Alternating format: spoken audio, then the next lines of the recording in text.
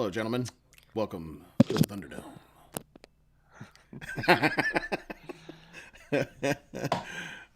Troy. And his hummingbird bladder. That's on brand. That's on brand. Yep. Yeah, Troy wanted to shake it up a little bit this evening. He wanted to well, he's not there anymore, obviously, right? So he wanted to make sure that he went to use the restroom when we went on, when the stream went live, as opposed to being gone already. So Girk, only one time, but he did pull the trigger 2 minutes late.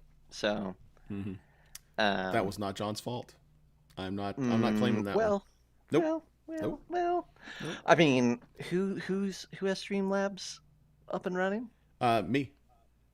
Okay. So okay. okay. Who I'll keep clicks that the in mind button? for next time. That's fine. No, Yeah. it's fine. Yeah. So when, the next time that you're having trouble getting into Clean Feed, Oh yeah. I'll just go live. Yeah, That's like, fine. show must go on.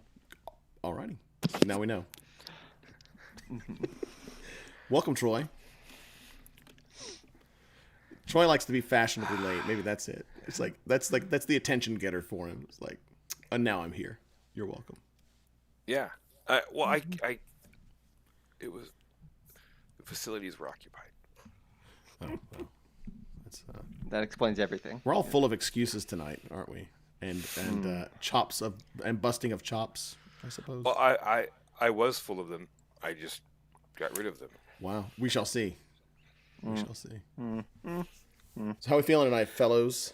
Empty bottle.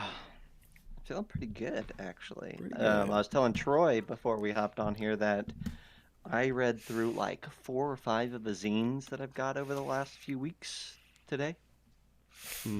Kind of gave them a solid read, and I should have wrote down thoughts about each one, but at least I think I read probably 80% of each one.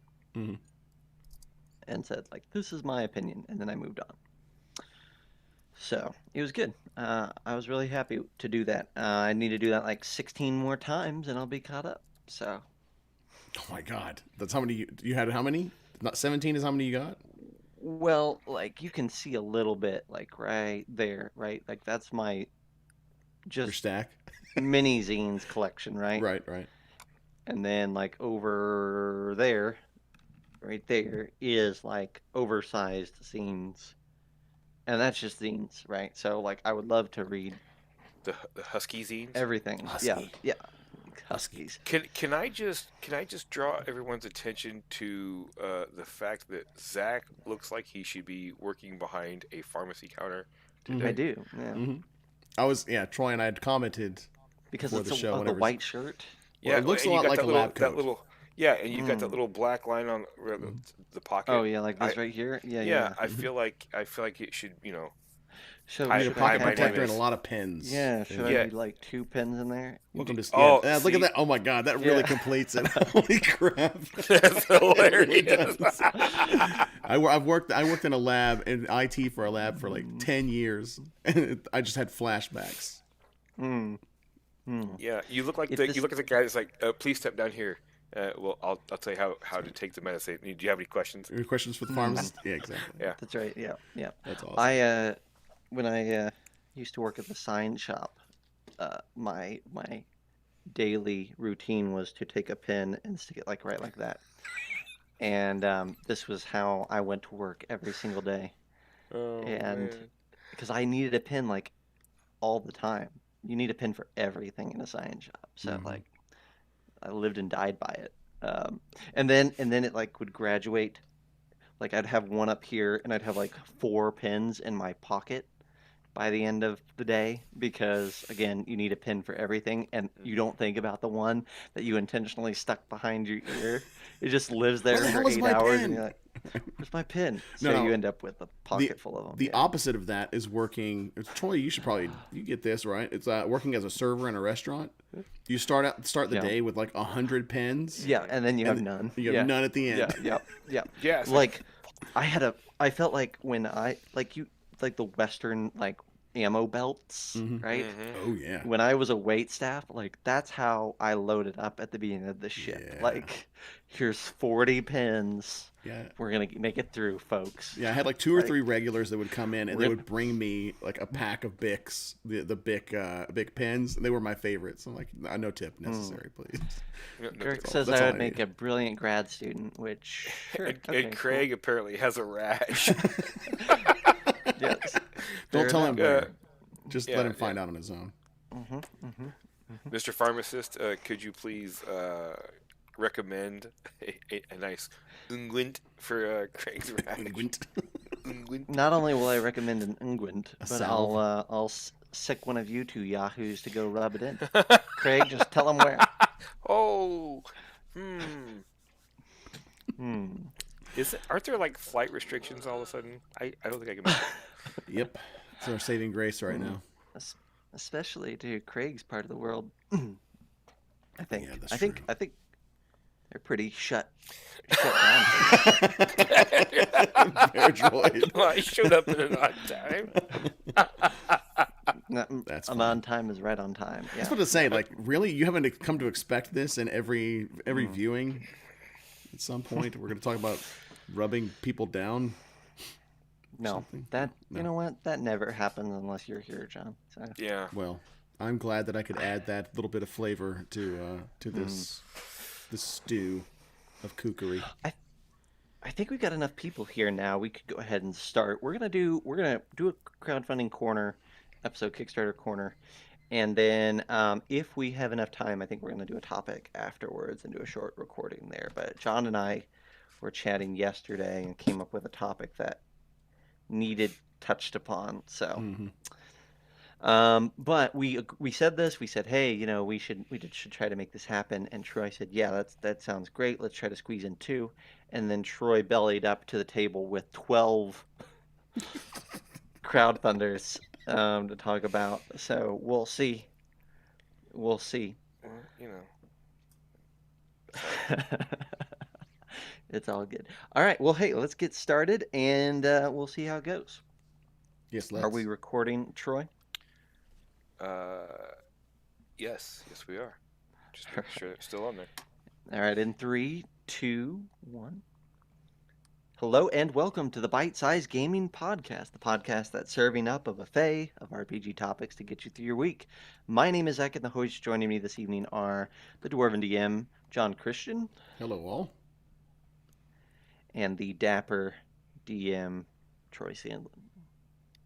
Howdy, y'all. There you go. Tonight, we have another crowdfunding corner, Kickstarter corner, crowdfunding roundup, whatever these are called. It's a crowded crowdfunding corner. Yes, You it's could crowd. say. Yeah, I mean, by someone's fault alone, I believe, which will become apparent as we get into this. I think though, regardless, we've got a good variety here tonight. So I think there's something for everyone. We'll put it that way. Even got a few projects that aren't on Kickstarter, so it'd be interesting. Mhm. All right, so we're gonna do what we have taken to doing the last few times, and we're gonna start off with Troy's rapid fire honorable mentions. These are the things that didn't quite make it into the larger list for any of the variety of reasons, but we still want to give a shout out to. I'm going to go ahead and get us started off here. John's going to be posting links into the Twitch feed as we go along. If you're listening to this on a podcast, you'll be able to find all these links in the show notes. So let's start with option A. This is from me, and it is called The Goblins. A whimsical goblin adventure for 5e. So I'll go ahead and just kind of make the quick statement that I think this is a solidly presented, really like interesting box set. It's got maps, tokens, character sheets, booklet adventures. It's exactly the type of product that I would like to see more of as far as like the package deal. The adventure box is only $23, which comes with everything basically, and then you can get an expanded box for $40. I think both of those price points are pretty reasonable. I think the thing I would note, and I think the thing that I haven't quite decided to pull the trigger on this one or not, and that is because I think that this is a super whimsical, super cartoony, fun, lighthearted take, and I'm just not sure if I would run it, if I would ever find the avenue in which to run this. But um, as a presentation and as a quality of consistency, I think this is worth checking out. Any other thoughts from you, fellows? No, it looks pretty. Looks pretty cute. Yep. I will Yeah, say Yeah. that. that's cool. I like it. I haven't had a chance to really, dig in and look through what it has, but I mean, the presentation is like I said, it's cute. The maps has a neat little style to it. The goblins are definitely very interesting looking. Mm-hmm. Yeah, I definitely will be reading through this more. All right, so that's Goblins on Kickstarter right now. Troy, you've got a calendar for us. I do. This is the Fantasy Advent Calendar for 2021. Uh, the interesting thing about this is you can pledge for £2, and every day for the next 25 days, it unlocks a piece of content. So you don't actually get, they don't send you something when it's done. It starts right now. So you back the project, and you can go back and look at all of the things that have already been released since December 1st, going forward. So anytime that you decide to jump in, you get all the back content as well. And it also unlocks voting to take you to the next destination. So whichever option gets the most votes is what content is dropped for the next Advent day. And it's a plethora of different types of content. So you get items and let's see, magic items, random tables, creatures, locations, NPCs, story hooks, festivals, encounters, mini games, rumors, myths, and events. It is all original and new content. And this is, I believe, the second one that they've done. So I've never seen a Kickstarter that does this, so I'm interested to see. I think the big question for me is so right now they've got 198 backers. Does that number go down on one day to go when it's time to pay up and you've already got all but one piece of content? Mm-hmm. Yeah, I don't know. I mean, my guess is it's probably not going to matter that much. Like, people aren't going to think to do that. But it'll be interesting to see if they have that fall off. It's not something I would do with anything large. Let's put it that way, because you do run that risk. Oh, and yeah, you can get all the stuff in all combined. I guess PDF or hardback, so it's a bit more. Cool. All right. Let's see. After that, we've got a project from John. Yep, mine's gonna be. I'm stepping away from the tabletop gamosphere for just a second. I love retro gaming, NES, SNES, pretty much anything 98 and back. Maybe a little smattering of PlayStation in there is probably like the only Polygon type stuff that I'd go to. That and like the N64. That era is kind of where I end my real love for console gaming in particular. This is called the GKD Pro, which is actually a redesign of a handheld retro game, or effectively, they redesigned the Game Boy, and it acts as a gaming system that you can put in your pocket. That you can put. It has already existing 20 existing emulators on it already. And for those of you that are unfamiliar, an emulator is just a piece of software that kind of acts like a gaming system, right? So you have an NES gaming emulator, SNES, Genesis, Sega, all that good stuff, and then you can add in whatever ROMs you want to that you have at your disposal, and you can play it out of your pocket. And this thing is really, really small. It fits in a really tight space. It's got PS1, GB, Game Boy Advance, Game Boy, and Game Boy Color, some arcade game emulators that are on there as well. for about 125 to 150 bucks, depending on how soon you get in on it. It's got the same kind of like footprint as the Game Boy, but it is probably like a third as thin or a third as thick and half as tall as for those that are kind of like, I need to get a good description here. Got shoulder buttons, R1, R2, L2, L1, L2, and as many buttons as you're needing for like essentially like a Super Nintendo controller, right? So you got your A, B, X, Y. Look, man, I love retro gaming. I've got a Raspberry Pi and a ton of emulators and ROMs and stuff like that we actually pulled out this past weekend. So being able to put this thing in your back pocket or your front pocket and tote it around airport, bus, when you're on your commute, oh man, it's fantastic. For 125 bucks, that's actually a pretty reasonable amount to pay. You're going to about have to pay that much essentially if you were trying to make your own retro Pi, like a Raspberry Pi equivalent, and it probably won't be the design won't be nearly as ergonomic or as tightly packed as this one is. So it's pretty cool, and it's a Kickstarter. They've got it looks like 10 days to go. They have definitely hit their pledge level. They had a 5,000 goal, and they're up to 118,000. Looking good. 2,500 plus games. Mm-hmm. So that's one of the things. Like, I'm not sure the legality of them including the ROMs or including the games. Technically, they probably shouldn't be able to pack those in. So I'm going to be very interested to see if they're able to fulfill and how they could fulfill if they actually have the games in there. The only reason why I have my ROMs is I actually have the original carts for. No, it says unlimited games, drag, drop, and install. Right. So Yep. it's saying that it can hold or it's compatible with up to 2,500, but that they're not actually added on. Yeah. Gotcha. Yeah, it's got the double TF card that they have installed on it supports up to 512 gigs of data. So you can put that the big games are going to be not going to be your. That's anything that's like 3D, right? N64, PlayStation, PSP. Looks like they have support for those too. Battery play is up to 6 hours, depending on the games that you're running. If you're running like pixelated games, it's probably not going to chew up as much. It's a 3.5-inch IPS screen, which is reasonable. It's pretty bright. That should be a pretty bright and pretty clear screen to work off of. And yeah, unlimited games that you can drag and drop and install. So it's essentially just like an empty frame that you can play games off of, but you have to supply the ROMs. Very cool. That's cool. Yep. All right, Troy. Oh, me again? Okay. That's you. Yep.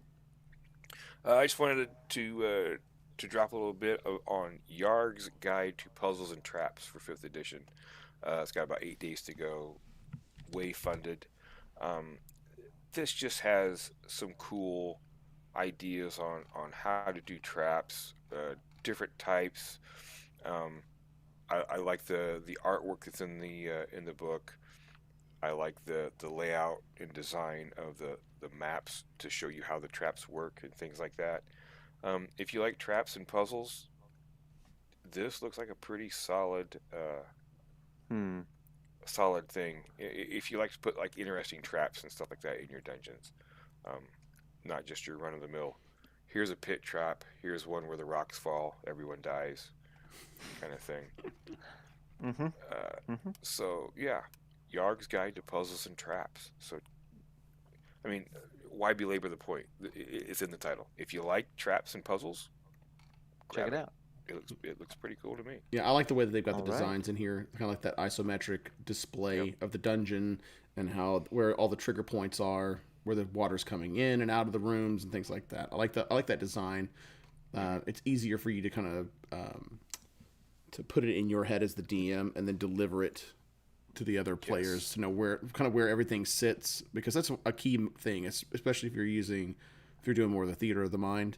You have to have something to go off of that is more than just descriptive text to do that. So I dig that. That's cool. Yeah, and like I said, the artwork is actually really, really good. I really dig it. So Awesome. Yeah. Awesome.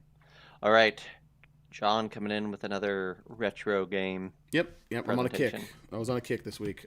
So the other one that I've got is Copper Jacket, which is a brand new game for the NES. Oh, so if you still have your Nintendo Entertainment System in your mom's closet or maybe down in your basement somewhere. They're still publishing games. Nintendo isn't, but a lot of private and independent gaming game designers and developers are putting those together. So Copper Jacket feels a lot like a combination of like Ikari Warriors and maybe a little Metal Gear, old school Metal Gear in here. A lot of blues and greens is what I've noticed. Blue, greens, and grays. The main reason why I brought this up is because I think it is a cool niche part of the video gaming community that they are still supporting the NES with new games. I just think that's cool. I don't know. I couldn't tell you if the game is any good or not. I watched the video, but I mean, like, playing it is something entirely different. I don't know how buggy it is or it's going to end up being because the programming for NES games is super complicated. You have such a limited amount of memory space to work out of.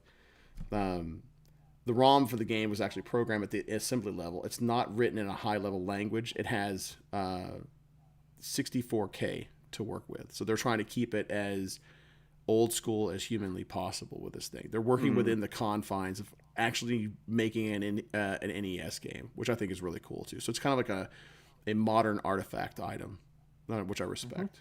It's pretty cool. That's cool. Right on. All right, Troy, last of the rapid fires. Last of the rapid fire. If you played D&D or any fantasy role-playing game, this thing should be fairly inspirational for you because this is the Revenge of the Kobolds for 5th edition. It takes a 4th edition challenge adventure and puts it into the world of 5e, where you take on the role of the kobolds. I love this idea. The first paragraph sets the tone. For as long as you can remember, you have been victims. Even after reducing the senseless attacks on nearby villages and trying to lead peaceful, isolated lives, they still came. Every few weeks, another group of heroes would barge into your lair just because it was there, and they would not hesitate to try and kill everyone in sight and take all the precious things you struggled to collect. Sometimes your clan was able to beat them back, but other times you simply weren't so lucky. When your clan's going in on their 9th chieftain in the last 6 months, you know you have a problem. And basically you're setting up your lair to fight off the incoming heroes with different traps and choke points and things like that. It sounds like a fun little one shot. You've got the Revenge of the Kobolds and Player's Guide, the Revenge of the Kobolds DM's Guide. The artwork is kind of fun. It just looks like this would be quite the kick, I think, to play. Probably a fun little way to get some youngsters involved too, because they get to play the little kobolds. It's funny you mentioned that. This reminds me of, I think I've told you guys about this before. I may have mentioned it on the show. Nobody Likes a Goblin. The book that I've read to Daisy. I read it to her every single night. She has it memorized. She would die to play this game. And I've been trying to figure out exactly how I wanted to do her first D&D session. She's almost 6 now. And she's been begging me to teach her how to play D&D. This, I backed it. I literally just clicked all the buttons to go ahead and back it because I think that she'd get a kick out of it. I may have to explain what a kobold is, but she definitely understands the concept of a bunch of jerk adventurers coming in, ransacking a dungeon where somebody already lives and it's their home, and they're just coming in as murder hobos and taking it, plundering and pillaging and taking what they want. So I like this. This is cool. Yeah. Good call. Good call. I try. Awesome. All right. Well, let's turn over a new leaf and go straight into our main products now. We've got a whole collection for you. These we'll spend a little bit more time with, but you know what? Actually, this first one, there's not a lot to go over, so it's a good segue in. This is one that I found on Indiegogo. It's called Ronin. Aaron Alexander's Ronin, a retro-futuristic tabletop RPG inspired by the 1980s. There you go. Let's see, what can I say about this?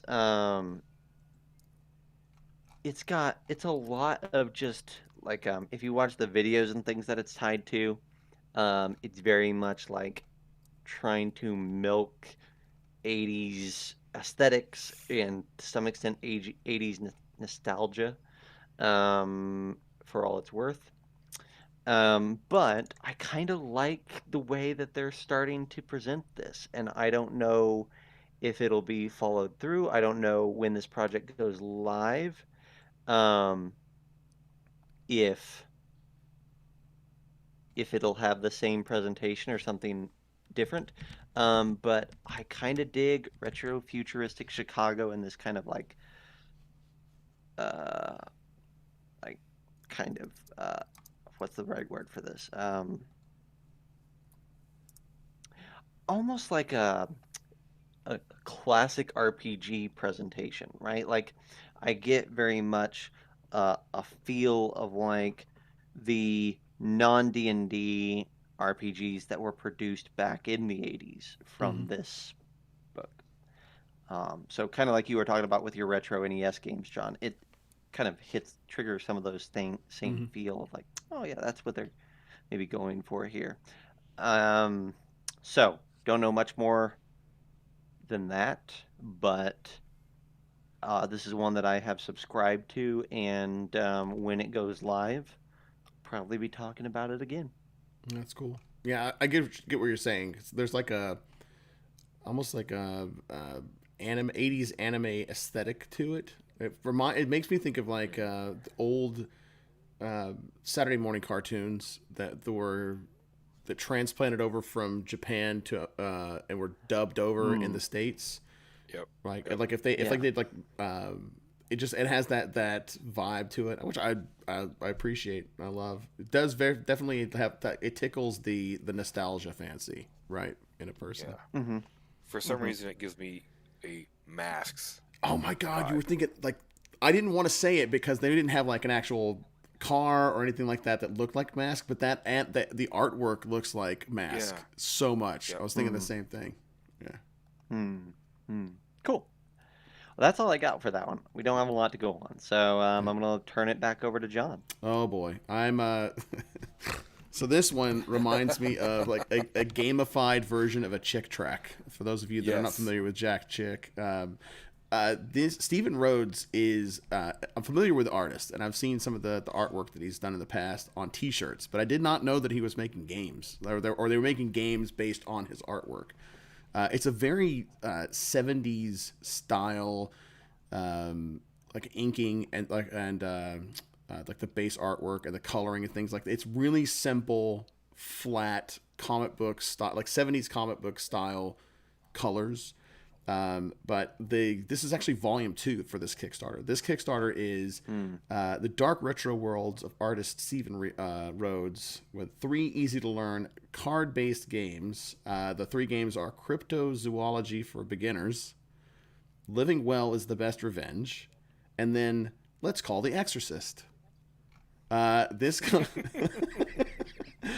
These are actually not sequel, but like this is the volume 2. Volume 1 consisted of Let's Summon Demons, Let's Die for Treasure, and then I can't read the other one. But I mean, that's a weird name for a game. The text is too freaking small. What's that? That's a weird name for a game. It is, right?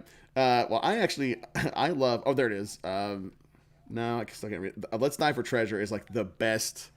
That sounds like a podcast name for a bunch of players, like to be on the other side of it. The Dungeon Master is not allowed to be on that podcast at all. This company though, Cryptozoic Entertainment, is they've done some cool stuff. They did the Dark Knight Returns, the board game. Oh, that's cool. They did The Walking Dead: No Sanctuary. They did the 2 Ghostbusters games, board game, and then board game 2. Oh, right on. Like for Ghostbusters 2. So like they have a pedigree of knowing what they're doing with games. So. And the other game is Don't Talk to Strangers. There you go. Don't Talk to Strangers. Yeah. So Cryptozoology for Beginners is a creature drafting set collection game for the entire monster hunting family. Living Well is the Best Revenge. Bury your opponents in a pile of points in a dice game of fantastic proportions. And then finally, gather your friends for a social deduction game that will make you say, let's call the Exorcist. look, man, the artwork is hilarious to me, and just it lampoons all Oh, the satanic panic is like so hard in some areas. It's so funny. They all have like there are tokens and there are like paperboard minis, card based aspects of it. Some dice rolling mechanics, things like that. Just if for no other reason, the aesthetic of it alone, this to me is a shelf item. I would totally oh throw yeah. this on my gaming shelf, just to capture and just totally steal the vibe. They actually go into pretty good detail also about what's in the box and how to the basic mechanics of the game. Pretty simple, and you get 3 games for $55. 3 games. Yeah. That's not bad at all. And if you can always double up, and you can get in this is volume 2 is what they're trying to get out there. But you can also in tandem, if you missed the first time through, you can get volume 1 and volume 2 all in one go. Which I settled. I'm definitely getting volume 2. I'm really trying to keep myself from pulling the trigger on just getting all 6. And if nothing else, they'll collect dust on my shelf, but they'll be hilariously placed there. It's just I absolutely love this. So. Every time I look at the one, the Let's Call the Exorcist, I flash back to that old timey, thing when you go to the movies. Let's all go to the lobby. Let's go. Yep. If they were still like making commercials for games like they used to, that would be like the tune that they would have for Let's Call the Exorcist. Yeah. And the artwork is hilarious. And again, it's intentional. It's meant to be poking fun at all of it, right? You've got like Oh yeah. one card is called it's a mischief card, and it's called Is That You, Satan? And this and there is a picture of a kid pulling his shirt up, and there's a face talking where his chest and stomach are, and all the kids around him are laughing and pointing at him. It's like the most ridiculous thing I've seen. It's not nice to body shame. That's true. I know they shouldn't, especially whenever it's not really their fault at all. Right. It is a supernatural entity that is They that's responsible for that. So yeah, I'm I'm in. I'm in. Awesome. they got me. Oh man. Let's move along to Fey Encounters by Troy. Now, Troy, Yeah. I think that this book has arguably one of the best covers I've Yes. seen on a third-party supplement for 5e thus far. So go ahead and talk to us about it. Yes. This is gonna be kind of like a double whammy for this one and the next one.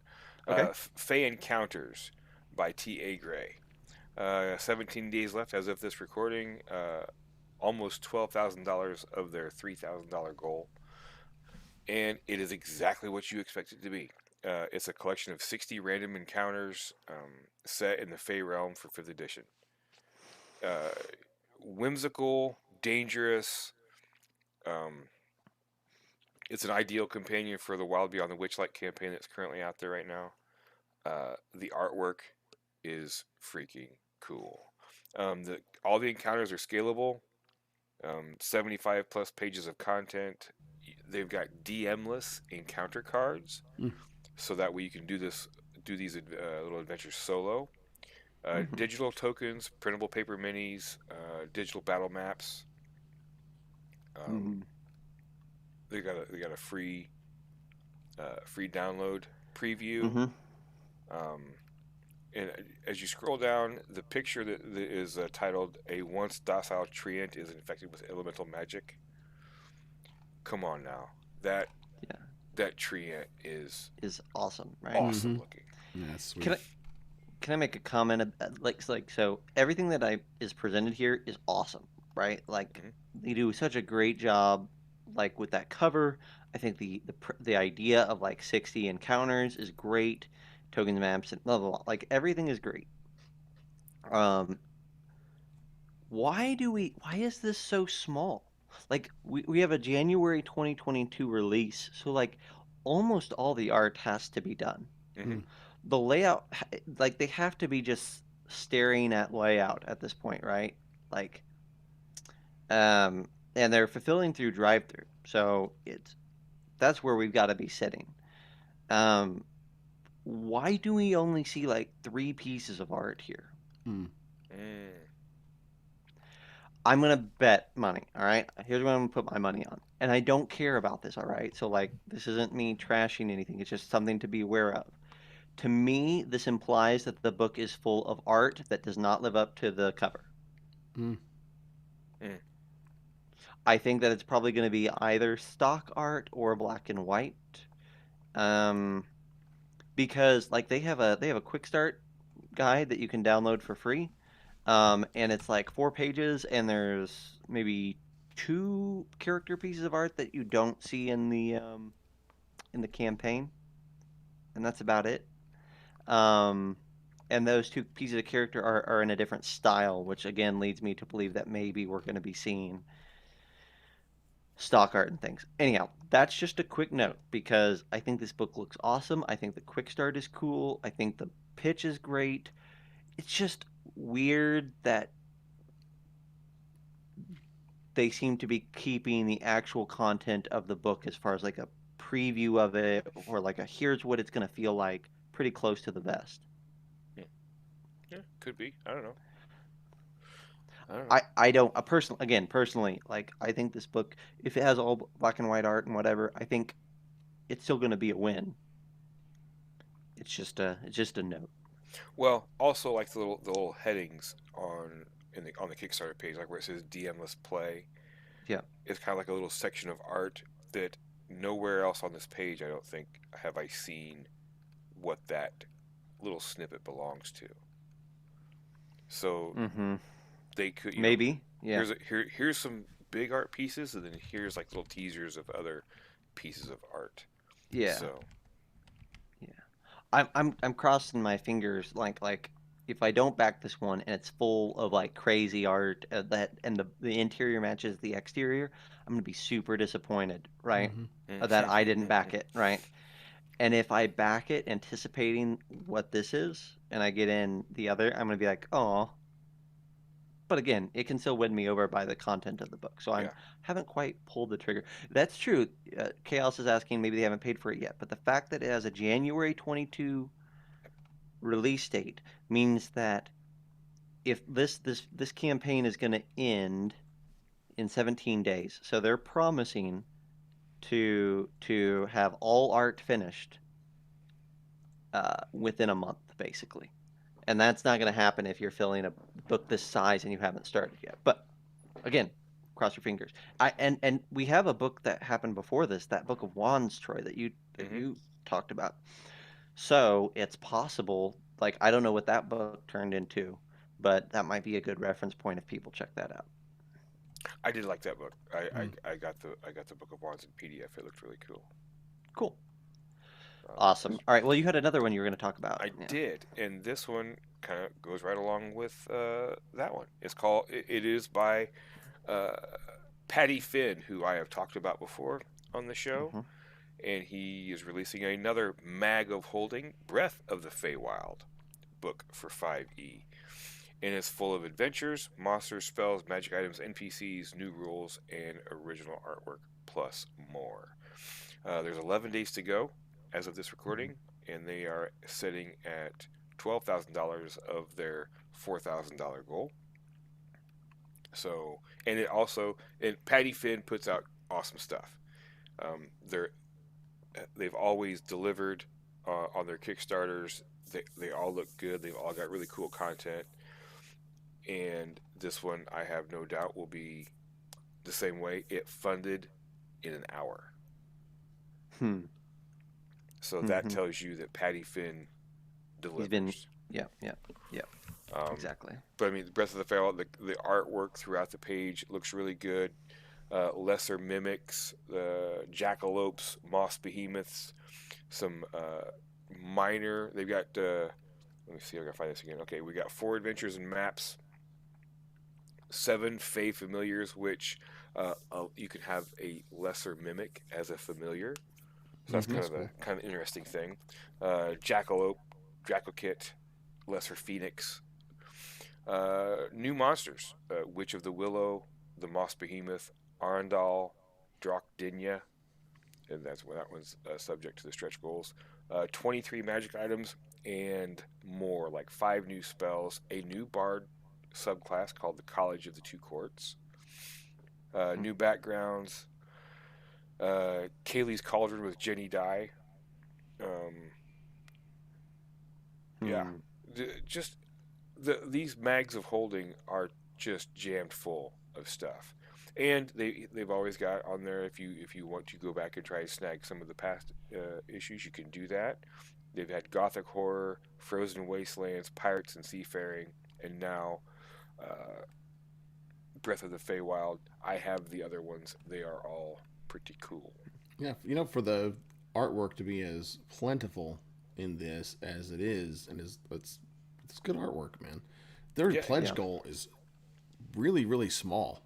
I'm surprised by how small it is. They're doing better than their pledge goal at this point. They're at it was approximately 4,000, and they're above 12 right now. Yeah. But the presentation is really, really good, and it's tight. I like their layout and design of what they've got. What they're presenting. I think it's a lot of really cool ideas. There are even a couple of little tack-ons here at the end where they've got an adventure based on We Wish You a Scary Christmas, a one-shot for a level 5 party where you're able to destroy the coal star and save Christmas. And so it includes Santa's Little Yelpers, Santa's Rain Fear, and of course Santa Claus. That's CLAWS, Claus. There you go. That's pretty cool. Yeah. Awesome. All right. Well, let's move on. John, all right. I'm really glad if you hadn't snagged this one, I was going to. Right. I think this one is, honestly, I think you stole both of the, I'm biased, all right? But I think you stole the two best ones. Oh my! Well, thank you. From this 2-week period. And this one is really good. All right, go for it. Yeah, so Salvage Union, a post-apocalyptic mech tabletop role-playing game powered by the Quest RPG. Not super familiar with the Quest RPG as a game mechanic. This aesthetic reminds me a lot of Tales from the Loop, which is one of the reasons why I clicked on it. There's a lot of the artwork is big and odd and evocative, and that's what pulled me in. But you play as a ragtag group of mech pilots who make ends meet by salvaging scrap within a post-apocalyptic wasteland. That sounds familiar, doesn't it, Troy? It does. The entire ecosystem and community live on a huge ship-like mech known as a Union Crawler, which looks dangerously close to an AT-AT from Star Wars, with a big ship essentially attached to its back as well. You range out on the Crawler on your scrap-built mechs to tackle the denizens of the wastelands in a constant hunt for salvage to upgrade and to survive. Man, this just looks so freaking good.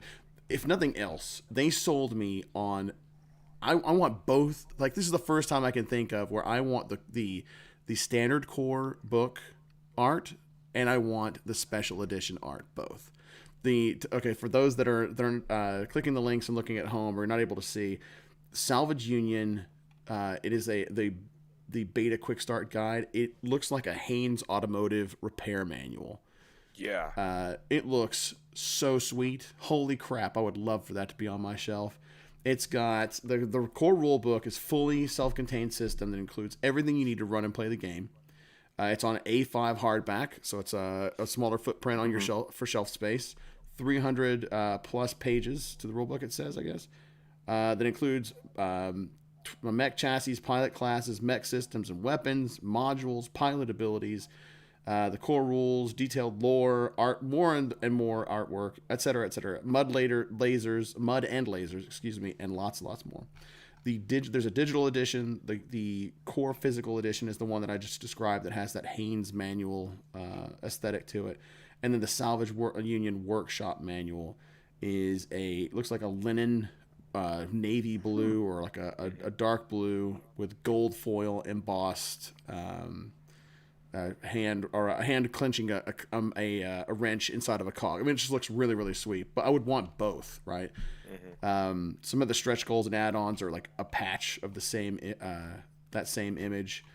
The interior art looks So good. I love the layout. It reminds me a lot. We were talking a little bit about it, like early 2000s, kind of like a layout and design of some of the old West End games, Star Wars layout. Looks a little bit like that, where it's black and white and it's plain, but it looks like the interior of a manual almost. Yeah. And I absolutely love that. Mm-hmm. They've got they have a couple of different examples, like the Brawler mech, the Mantis mech. They have some examples of the pilots, where it's like scout, engineer. Yeah. Oh man, holy crap! This thing looks so freaking good. There's a campaign mode that they've got in there, a mission mode. It's more focused on like, for lack of a better term, like a bite-sized adventure as opposed to a long-form campaign. And it just looks absolutely stellar. I want to play in this sandbox so badly after looking at this. So Yeah. I think that the only question that I have for this one, and I agree with everything you just said, Mhm. I really want to know, and I'll probably be posting a question in their comment section. Do I need to own the Quest RPG book in order to play this? But from what they're saying in here, from what I just read, no. If you look, it says the core rulebook is fully self-contained system that includes everything you need to run and play the game. Okay. Everything should be in there, Then- according to what they've got on their Kickstarter page anyway. Mm-hmm. Okay, great. If that's the case, I think I'm in, right? Mhm. To me, that's a big request, right? Mm. For a system that I don't know anything about Mm-hmm. and doesn't have a big following or anything like that. This book is what is it, like $40? We're looking for the at base one. Yeah. So that's not unreasonable. If I have to go buy another $40 book, it starts to be tricky, right? Mhm. So It says I'm gonna do my 300 homework plus. here. That's one of the things that's like it's I would- that 300 plus yeah. pages. I'm assuming that's a Yes. that's a pretty That's a pretty pretty dense hefty book. thing. Like Yeah.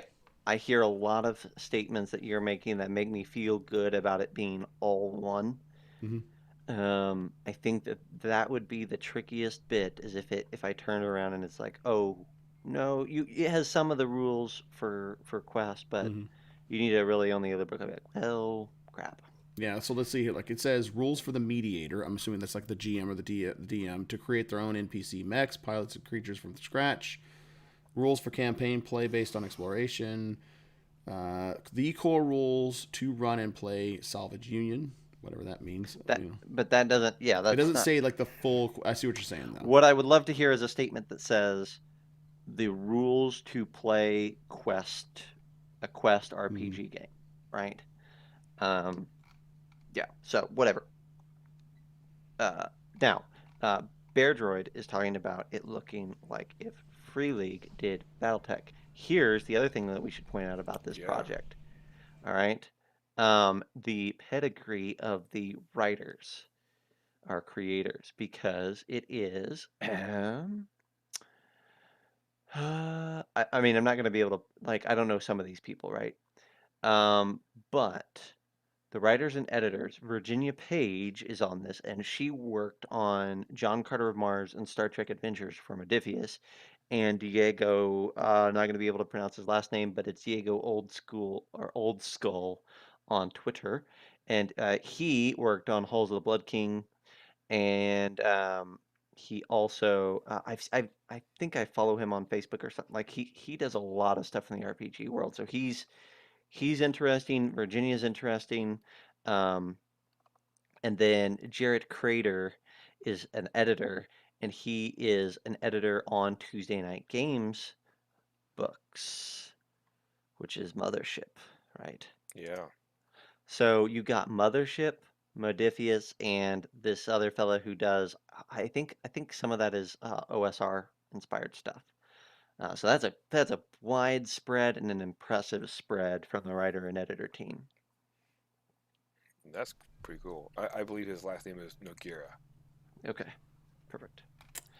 I'm looking at the quick start guide that they give. It looks like everything is in here. It's essentially like the like a basic set D&D breakdown, and there's more. There's Okay. enough. There's enough to actually run the game off this quick start guide, from what I'm seeing. That's Awesome. cool. All right. Yeah. Perfect. The- Well then, yeah. The artwork, the color artwork in this is giving me vibes of the old heavy metal cartoon. Mm-hmm. Mm-hmm. Mm-hmm. Yeah. Yeah. Yeah, and what I was Cool. getting at too is like with the whole Tales from the Loop thing. One of the things that like Mm-hmm. about that aesthetic that I really dig. First of all, the color palette is really similar, and you've got like the scale, a good depiction of scale of how huge these things are by comparison to how they dwarf Yeah. the normal person, which I think is really really important. And there's also like a degree of whimsy to some of the mechs that they've got. Like there's one that looks like a pack mule of some sort, Yeah. right? That's in here, like a mule Yeah. cargo mech, right? That's Yep. the one where Yeah. Like It's like Lucas one was step saying- removed from Star Wars, right? yeah, exactly, like a dewback, right? Kind of Mm-hmm. a vibe to it, but it's just a mechanical version of it. And it's like that the Tales from the Loop artwork where, yes, you've got these huge constructs and these things out there, and the people that are around it are just like, yeah, this is how it is. Yep. No big deal. And this really lends itself And it to fits. it's a really smart use of black and white line art on interior art. You can kind of get away with a lot, and it's very, very forgiving to fill a book with this kind of thing because it looks like schematics and mechanical drawings of the different mechs and the parts that come with them to put them together. Cool. All right. Well, let's move along. That was a great one, but let's move along. We got several more to go here. Troy, you got another one. I do. This was really interesting. This is called the Shitty Not Compendium Uh-huh. by Sam Comerford. This is his first Kickstarter created. He runs the Role Playing podcast. And why is it called Shitty? It's because he calls all of his ideas shitty. And he just comes up with ideas on the podcast and fleshes them out. And, if they're cool, they're cool. If they're not, they're not. Whatever. But to him, they're just all shitty. So, I love that idea. He's got 20 character ideas for each of the 13 official 5e classes. So over 250 total. And they're all bad. And They're all bad shitty. ideas. They're all Yeah. shitty. Mm-hmm. 20 spells, monsters, and plot ideas each. So more shitty ideas. And then 50 shitty items. So as an example, for those that are still stuck on the shitty, Mm-hmm. he's got some shitty paladin ideas.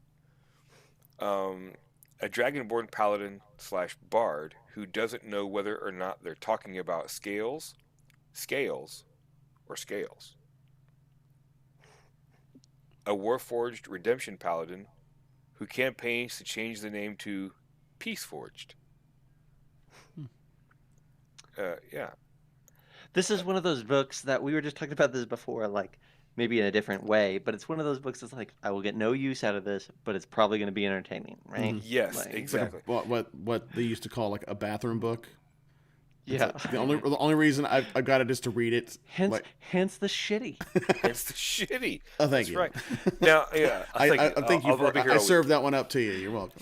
Yeah. I mean, it's like I like the way that some of his writing is pretty fun. It's very conversational. It's very conversational.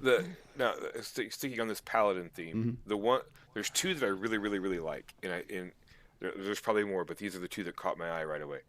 2 paladins who made an oath of marriage to each other. They gain extra abilities when they are close to each other. Mm.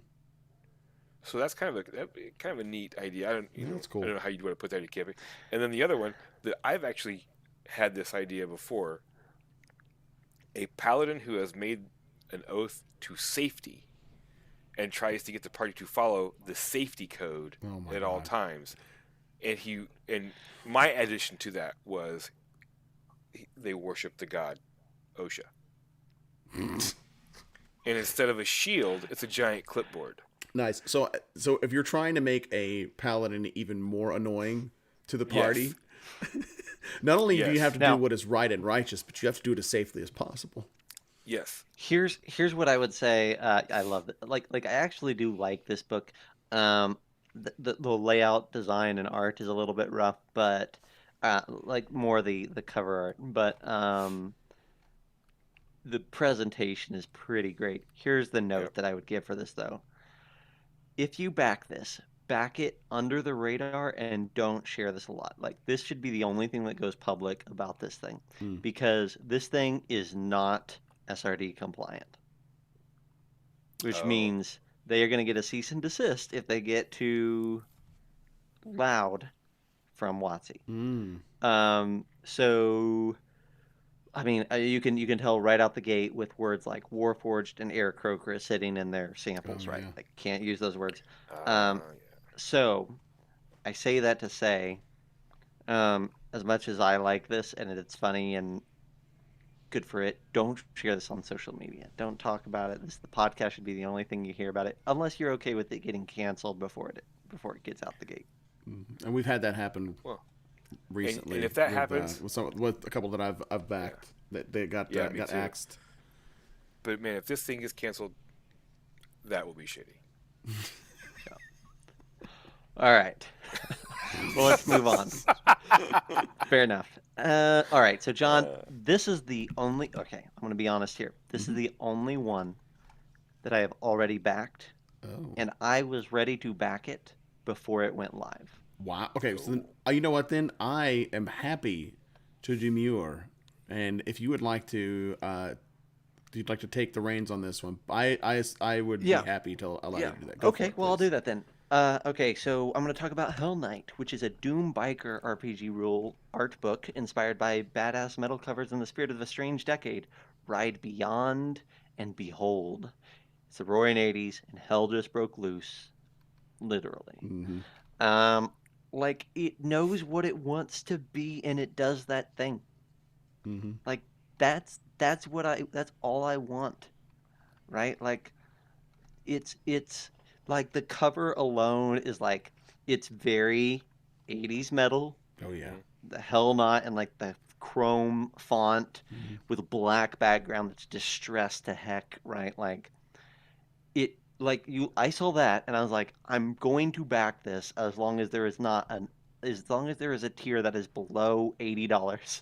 Like right, like it just it presents and it's like, yeah, this is what we're gonna be. And I'm like, yeah, that's cool. Like I'm not a Doom biker from the 80s, but like I want what you're selling there, right? And then you scroll down and you've got art that like there's a freaking limited edition poster that is right on track. But there's all sorts there's several pieces of art in here that tell me what sort of a book it's going to be, which is a book that is like it cares more about attitude and evoking things than it does about maintaining a certain style. Mm-hmm. And I think that was enough. And then I looked down and I'm like, you can get a copy of this book, a physical copy of this book for $26. Oh damn. And it says Hell Knight is a Doom Biker RPG setting based in the 80s that will be presented in a visually stunning art book. Each page will feature mind-blowing illustrations and powerful writing which will inspire you to delve further into the world which feels like your favorite badass metal album cover. The book will provide a fully immersive agnostic setting experience with an optional system of preference which has been tried and tested successfully with all of their former works. The game will feature black comedy, ultra-violence, and a deep lore. Cool. I'm in, right? Like, Oh my gosh. If that does not sell you, the fact that they have a 57 song playlist Oh my gosh. You on the beat me to it. Kickstarter. And they're good too. These are so good. And I'm tunes, looking at this dude. and I'm like, oh my god, this is my high school years. I mean, it starts out with Heaven and Hell by Black Sabbath. yeah. I'm like, hello. And then you got Judas Priest in there, Acid King, Slayer. I'm just looking at the like Queens of the Fast Stone Way. Age. Oh my god. The Stooges are in here. Pantera. Dude. Pink Floyd. yeah. And listen, here's the other thing that we should take in mind. They have regular stretch goals, which they're plowing through, Mhm. right? Like they're doing a good job of hitting those notes. Right now, the book is soft cover, and there's 424 backers. 47 days ago, this thing is going to go on for eternity. Right. And if they reach 666 backers, it becomes a hardcover. You're going to get a freaking hardcover for $26.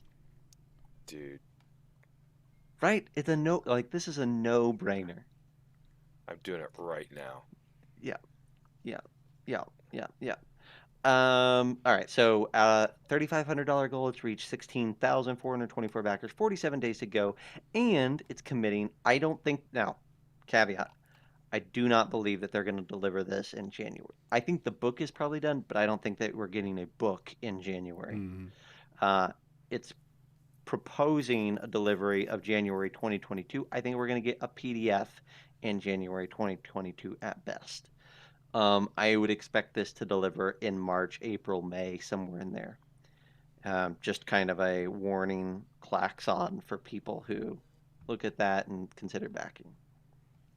Um, and they've partnered with Exalted Funeral for fulfillment, which doesn't mean that, and its printing will be done by, okay, no, hang on, pause. Printing will be done by Mixam.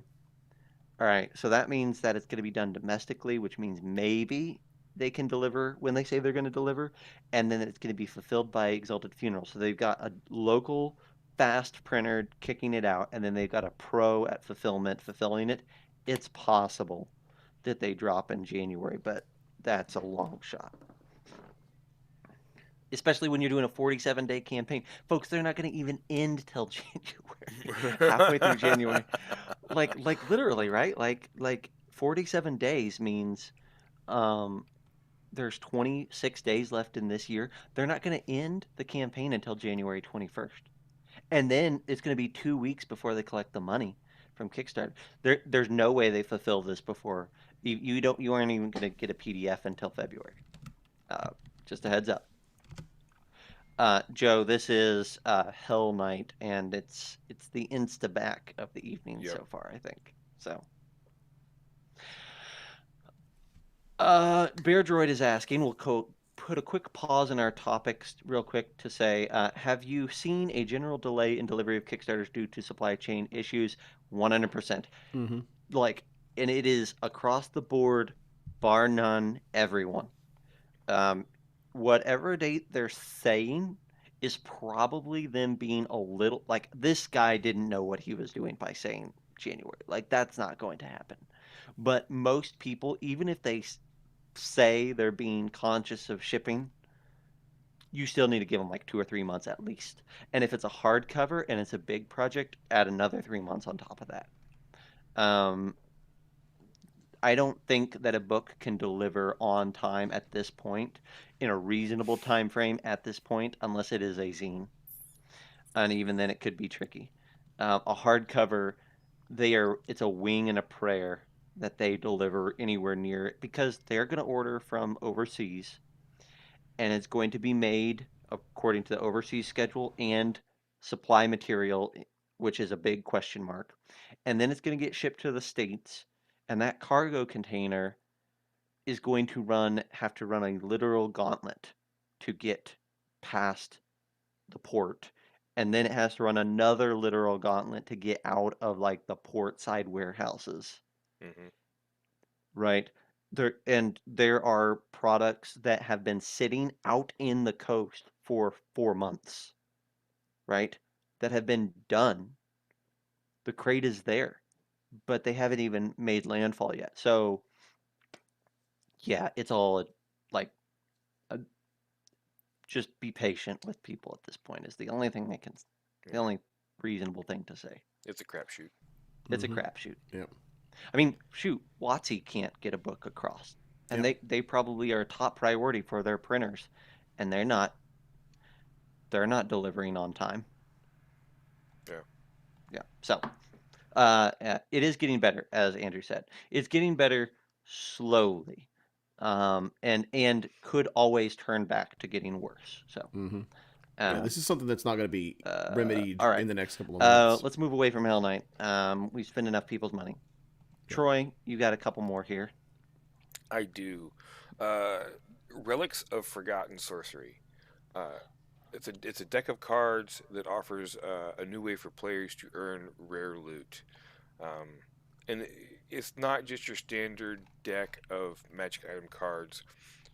It has that of unique items, but it also has tokens that you can punch out and put on your playmats, and also has STL files that you can 3D print some of these relics to give something that's tactile for your players to hold on to. I love that. I'm Yeah, salivating. Yeah. yeah, it is. And it comes in a cool little metal deck box.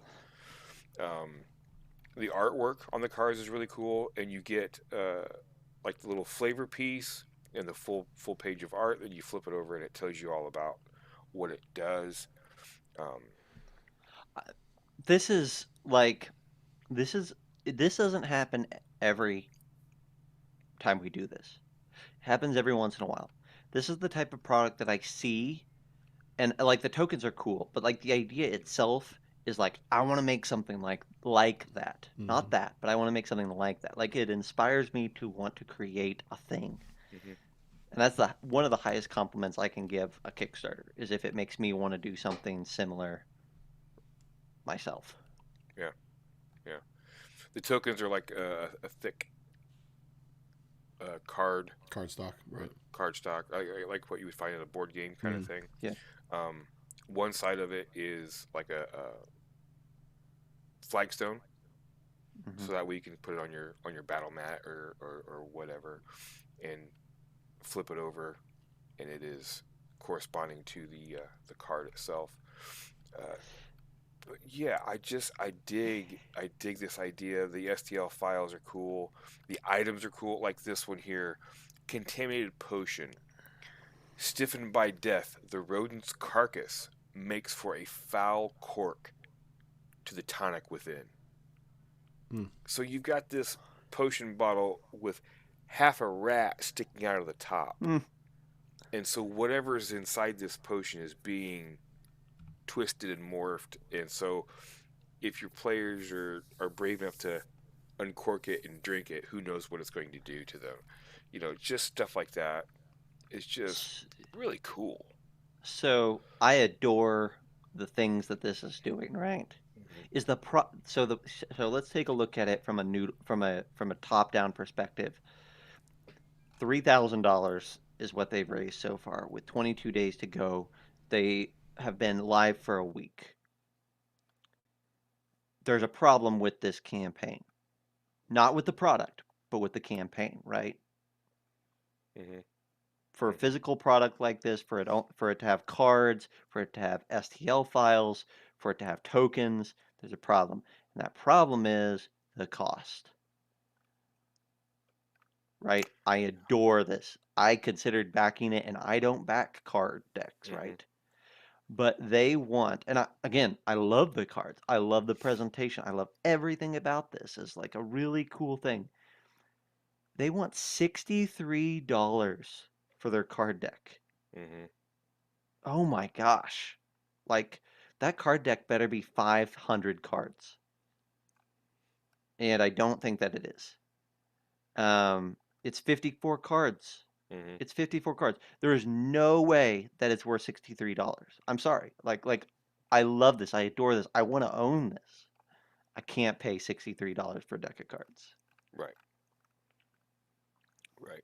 Yeah, and $90 for the physical deck and the digital rewards.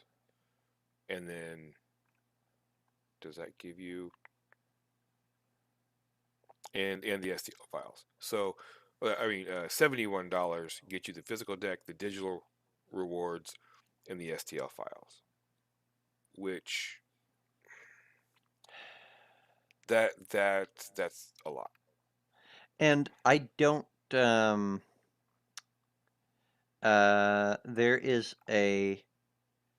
there is not a physical option for the tokens at the moment unless it's an add-on on the back end. I I mean, see it says them. physical token. Physical deck and tokens is 74 US. Early bird is 72. Looks like. Got it. Yep, there it Yeah, is. 70. I'm gonna grab Yep, both, yep, yeah. yep. You got it. No, wait. Hang on. Yeah, Okay. you're right. You're right. Ignore me. You're right. And the You're right. all, I guess the all in is the PNG library, STL tokens, card deck, the whole shooting match, all the digital stuff is $78 to get the Yeah. whole thing. For the early bird, 82. For the early bit, yeah, if you- 82. if you Thank you. miss it. Yep, good call. Yeah. Anyhow, I don't mean to I don't mean I want this to succeed and I want it to do well. And I love this product, right? So this is more about wishing that they had been able to bring that price down. Maybe they're going for a collector's grade item, or maybe they're going for maybe their warehouse and things it's just that cost. Like, I'm not telling them they should have been cheaper or they have to. Mhm. I'm just saying, for me, it took it from I want this to, like, there's no way I buy this. Right. Well, then you tack on shipping. And then you take Yeah. more shipping. Right. And you gotta guess that the shipping on this is at least gonna add $10 because it's in Canada, right? Yeah, it's Canada and US is 15 Canadian. So it's like what, like 10, 12, something like that. $12, yeah. Yeah. Whew. All right. Well, anything else you wanted to talk about here, Troy? No, I agree. The price is a little, a little bitey, but the concept and what you get is just so stinking cool. The cards are really good looking. The metal box, the tokens are a neat idea that I'd never even thought of something like that for your battle scenarios. Your to play at the table. And then you got the STL files to create all of those different items, which is just so cool to toss that out to a player. Yeah, you found it. There you go. That's what it is. Yeah, and you could print these, and then you could even, like, retrofit your mini to have the thing, right? Yeah, almost. Yeah, if you resize it and get it done, that would be Yeah. cool. Yeah. That would Cool. be cool. Awesome. All right. Well, let's keep going because we're almost done here. Almost done. And then we're going to try to sneak in an actual topic in our next episode. So Yeah. we got to keep moving. Gotta All keep it right, moving. go for it.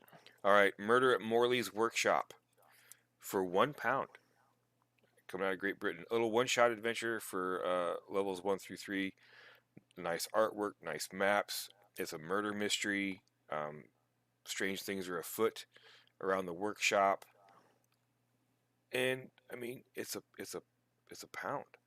Yeah. Which is $2 US. So, Yep. I mean, do I need to say anything else about it? I mean, seriously? Check it out. Dark Realm Roleplay. It's the fourth one that they've created. I'm not even going to tell you what what they say about the mystery. It's $2. Yeah, check it if you're if you're an adventure purchaser, a mystery person. I think it's a no-brainer. Yeah, and it's a cool little one shot. Just grab it. And it's play made it. by a cartographer, right? Like, that's another win for it in the sense of, like, you're also getting a couple slick maps, which I think is always a selling point. So, Oh yeah. all right, cool. John, last two. Yep. All right. So, man, for those of you that enjoyed watching Onward, the latest, Oh, yeah. Disney's or Pixar, excuse me, Pixar / Disney's latest CG movies. If you enjoyed that, one of the games, the game actually, the Dungeons and Dragons stand-in for that game was called Quests of Yore. If you want to play Quests of Yore, well, you can play Quests of Yore now. So that Say no more. Kidding. Yes, say no more Quests of Yore, right? I'm going to break a bit of the tradition with the crowdfunding corner. This is not crowdfunded. This is something that's already existing. It's out there. Just go ahead and purchase it and you're good to go. John. But I mean, come on, man. Why do you have to do this? Because it's what I do. It's what we do to each other, honestly. It Oh is my gosh. for ages 8 and up. So if you want your younger players to play something that they can glom onto directly, it's not D&D, it's Quests of Yore. It's from that movie that they watched, right? It's 2 to 5 players. It's 90 minutes. It's an RPG. $50. $50. And it looks great. They have examples of the character sheets. It's a full blown character sheet. Backgrounds, ability scores, like the ability scores that they use are bravely, cleverly, patiently, quickly, socially. They're actually referred to as approaches. How do you approach this? And then Dang assists, it. Lion's Will, item card, power card, spell card, support. This thing looks so good. This is what I like. Whenever you watch the movie, this is what you wanted it to be. It looks like to It me. is. It looks so good. Dungeon Master screen. They got some cards and tokens and minis and dice. They've And got the Manticore mini. they do. They do indeed. It also has Uh, it also has an ability like an ability tracker that is like as you get better at things, you go from a D4 to a D12, Yeah, seems right? like Like I like that sort. Yeah. which feels a lot like the mechanic that they utilize, or similar to the mechanic they used in Dang the it. Goonies board game. Yeah. The better you are, the higher the die that you're rolling to increase your numeric possible values. Right. This looks like. Here's the thing. I can tell you all day long. I can describe this to you like what's included: a tome of quests, the player's guide, 151 spell and item cards, ally cards, tavern card, hex tiles, yada yada yada. We can go through the whole thing if we want to. But I mean, honestly, if you loved the movie and you were thinking it would be really cool if they made that as an actual game, hey, guess what? They did, and it looks good. And I've gone through a handful of the videos that they've got. There are actually tons and tons of references in here. If you want to know what the game is before you actually play it, they've done that for you. They've given you blank character sheets, pre-generated character sheets, because yes, they've got pre-gens that are in there, but you can make your own quester in the Quest of Yore. But if you want to know if the game is any good or not, if you want to play it or not, they've given you like dozens of different videos that you can sift through. There's even a documentary on how it was made, a character sheet walkthrough, review videos, playthroughs, unboxing videos. It's on and on and on and on and on. This thing looks so good. I bought it for the family. So, I mean, The only thing that's going to keep me from buying it is because I probably want to hold it in my hands, and I bet you it's going to come to Target for another like it's not a matter of will I or won't I own this. I probably will at some point for all the reasons you just said. Um, but I will probably pick it up at a local store. You can also get it off Amazon though. So if you want to avoid paying the shipping from ordering at yes. USAopoly or whatever. So I think there's a couple of options there. You shouldn't pay more than $50 for it. Mm-hmm. Agreed. So cool. Wow. Awesome, man. All right. Troy, last one. Last one. These things are called combat lifters, and it is a stackable, magnetized, clear plastic thing to show elevation on your battle mat. If you've watched any of the Critical Role stuff, they use these in some of the some of the encounters in their campaigns, similar to this, but not quite like this. These have some interesting things to it. You check out the little video on them. They're magnetized to help. If you bump into them and they move around, they're not going to come flying apart as easy. You can position them in different ways because the tab that goes into the bottom is, I believe, hexagonal or octagonal, and you can move the base around. I'm doing hand motions for those people on the podcast so that they understand what I'm doing.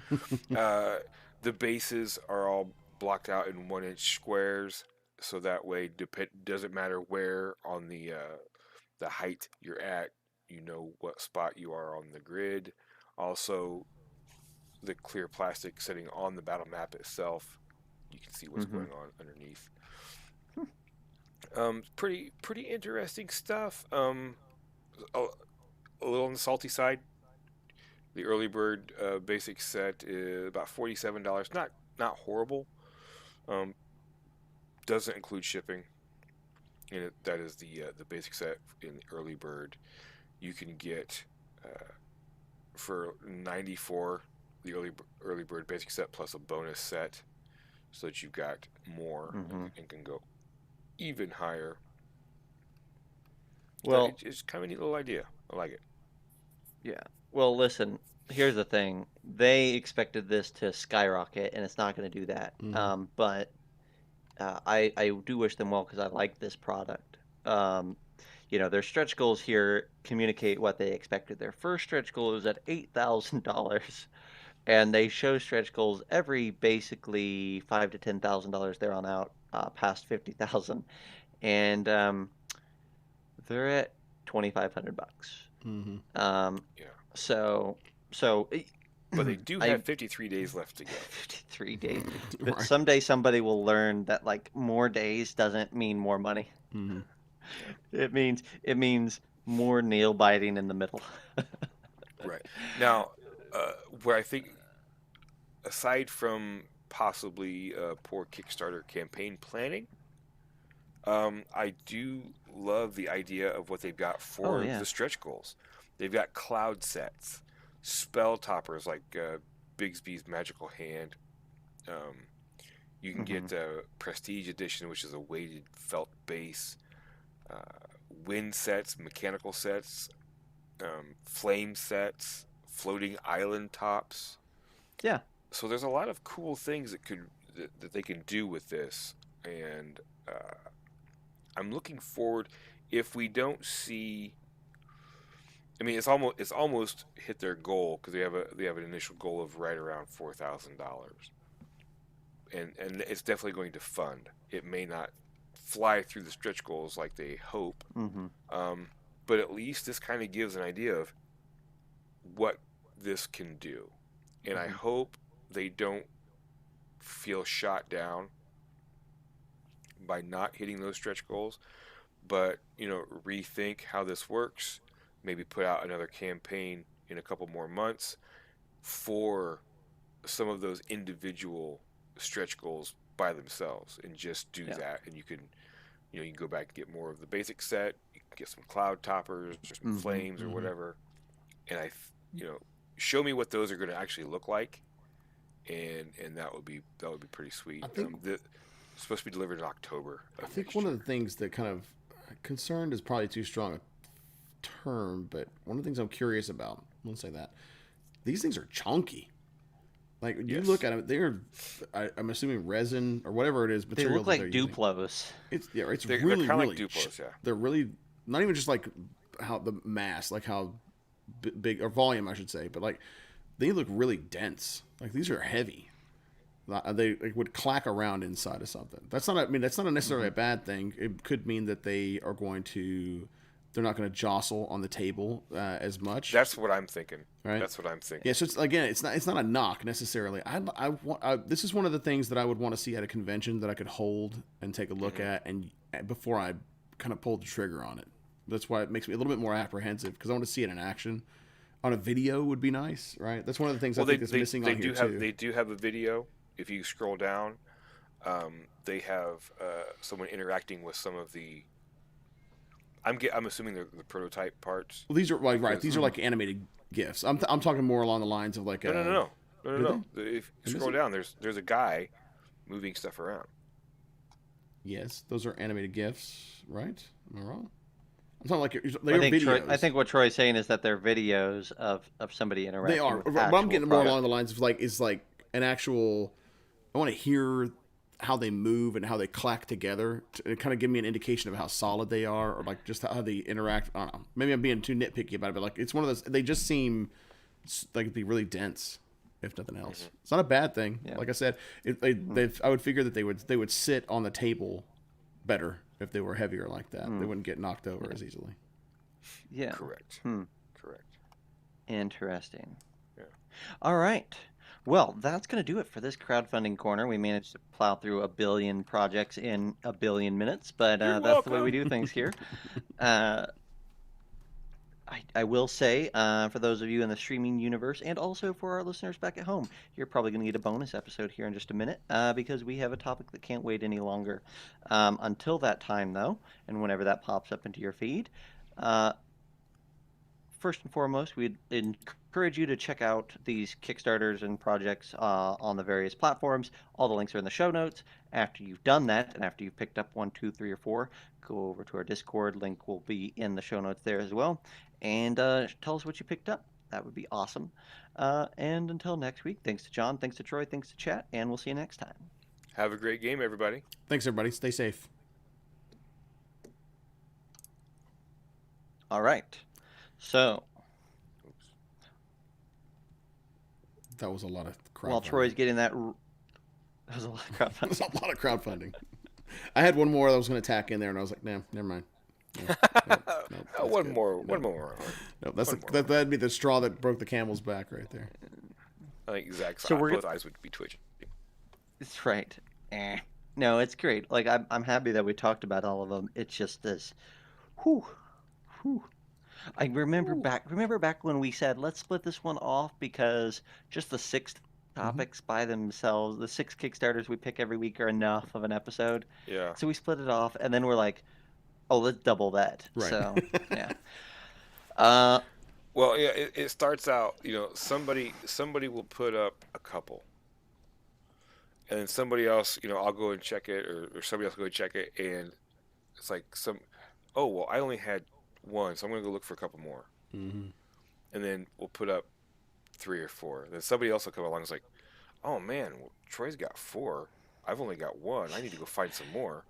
And by the time we're done, it's like I've got 10, and John's got 7, and the pharmacist is like, screw it, I'll only do 3. Well, what I want to point out is that when I came in to put in my list, there was 2 of John's in the main list, and there was, I think, 2 in his rapid fires. And I was like, I've got 2, so we're gonna have 3 and 3, nice and cozy. Troy's gonna drop a few in. We're gonna have plenty of time to talk about this other topic. Log back in this afternoon, and I'm like, what? I didn't know that there was this many live projects. So this is Troy's fault today, folks. This That's what I'm is getting at. this is totally my fault today. Yeah. Well, Troy, have we given you enough time to get us reset for this regular topic here? Yes, indeed. Even though I'd have no idea what it is. All right, let's do this in 3, 2, 1. Hello and welcome to the Bite Size Gaming Podcast, the podcast that's serving up a buffet of RPG topics to get you through your week. My name is Zach, and the host joining me this evening are John Christian and Troy Sandlin. Hello, hello. Hello, hello, hello. Hello, hello, hello, hello. We can do this all night long, man. I could do this all day. This is a bonus episode for all of you out there. You know what? It's the holiday season. We're in a giving spirit. That's right. And Troy volunteered. I guess I don't know. Like the idea was that this episode was going to be part of the crowdfunder, and I think Troy was initially I thought Troy was signing himself up to do double editing just because he wanted to keep like crowdfunding pure from topics, right? Like he's like, oh no, we'll keep these separate, and I'll volunteer to do it. I think now that Troy knew that we hadn't seen his his naughty and nice list, but like the scroll that hits the floor and rolls down the hall of crowdfunders, and he's like, no, we're not gonna have enough time. No, it's got to be 2. Like, and this was him trying to set us up for like this is not a possibility. Yeah. So Well, I kind of figure it's like, man, if we just try and tack this on somewhere, either it's going to be a 3-hour episode, or whatever this topic is just not worth anything. We're only going to talk about it for like 3 minutes. yeah, well, I don't think it's going to be either one of those. It's something that John and I were talking about, and we're like, nope, pause. This is an episode, and we were itching enough to have the conversation that we're like, can't wait till Tuesday. It's going to be an episode on Sunday. So, John, what are we talking about?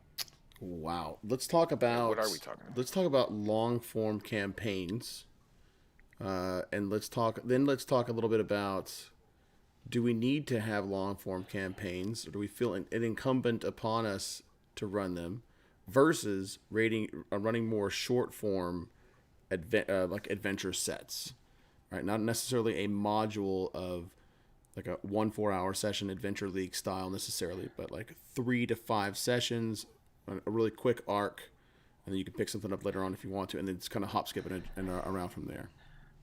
Exactly. And you and I started this out of a natural. This wasn't like, well, let's think of a topic to talk about, like whatever. Like this came from like an honest conversation where Mm-hmm. I think both of us said, I think there's an argument to be made that I'm done doing campaigns Yeah. that are long. Yep. Now, long could mean different things, right? Like, let's put that pin in that, right? For me, I think it means I don't want to run anything that's a year. Like No. a year is pushing the boundary probably quite a bit at this point. Like I want to run things that like a long campaign is 6 months, Mm-hmm. Yeah. and that's a long campaign. I think when Zach and I had talked about this before, there was like some self analysis that was done about the whole concept of the long form campaign that has been, for me at least, feel like it's been ingrained in myself and maybe in others, that is Dungeons and Dragons. That when you do Dungeons and Dragons, you start at level 1 and you run them all the way up to level 20 or whatever until the story is over. And the story is always seems to be this grand epic tale that has to be And told. you know what? You know what, Troy? You're not a good DM, and you don't have a good group of players if you can't make it to that Mm-hmm. epic level. Mm-hmm. That's or like you aren't truly committed if you can't, and you really should feel like kind of a failure if you don't hit level 20. Mm-hmm. Oh, Oh. okay. Why am I don't know. why am I suddenly under the You the were light? you're sitting over there looking innocent, and I'm like, no, you're a part of No. this too. Gosh dang it! Like we're gonna pull you in. Well, Okay. Okay. there's something that's satisfying. I get from a dungeon master perspective where you have this really epic tale that you want to tell, and you got a lot you have to say in it. But I think what happens is there's a level of attrition that happens and campaign fatigue that happens over time where people are like, it's the same theme, it's the same bad guys, or it's the same MacGuffin or whatever it is. It's just in a different. It's kind of like it's a shell game where things have been moved around a little bit over time, but otherwise it's still the same thing. We've been playing the same game for a year, 2 years, 3 years with the same character, and like this long character arc is still not done yet, or whatever, right? So to me, that fatigue is one of the things you have to fight against in order to keep your players engaged and entertained at the table. Yep. That's true, but also like even if you have a positive 2 year experience, do you know what feels better, in my opinion, than finishing out a 2 year long campaign, which I have done, right? Like it's not like I'm not speaking from a point of like I've done that. You know what's better? Finishing 3 campaigns in a year. And being like, I More told this is better. story over here, and then I came over here and told this story, Mm-hmm. and then I came over here and told this story. They're done. They were interesting. They had all the hallmarks, and I got to play 3 different things, and so did all my play. That feels great. Yeah. Mhm. You know what's great is like looking over at your shelf and being like, I played that, played that, I played that. I'm gonna play that next week. Yeah, that would be kind of nice to be able to complete it because I did a 2.5 year Mhm. campaign, and by the time we were done, it was like, oh, for sake, let's just finish this, Right. okay? Right. And we even had two special sessions where it was like our normal nights were Wednesdays for like maybe 3 hours. And I'm like, no, let's do this on a Saturday or a Sunday, and we'll play for 6 or 7 hours and get it done. Because oh my gosh, it was just a chore Mm-hmm. by the time it came to the end. It was fun. It was great, but it's like, and how many other campaign books have come out, and like Volo's guides, and my players are all like, oh man, my next character, whenever we actually start a new campaign, In 2 years. will be this or maybe this, and it's like, you said that 3 months ago when that other book came out. It's like, well, I know I changed my mind, So yeah, I will say this. I'm definitely in agreement where I like the idea of smaller arcs that can be completed. You could take those smaller arcs and create a long campaign with them Mm-hmm. Hmm. if you want to, which I am now of the mindset that pretty much most of the hardcover adventure books that Wizards has put out should have been that way.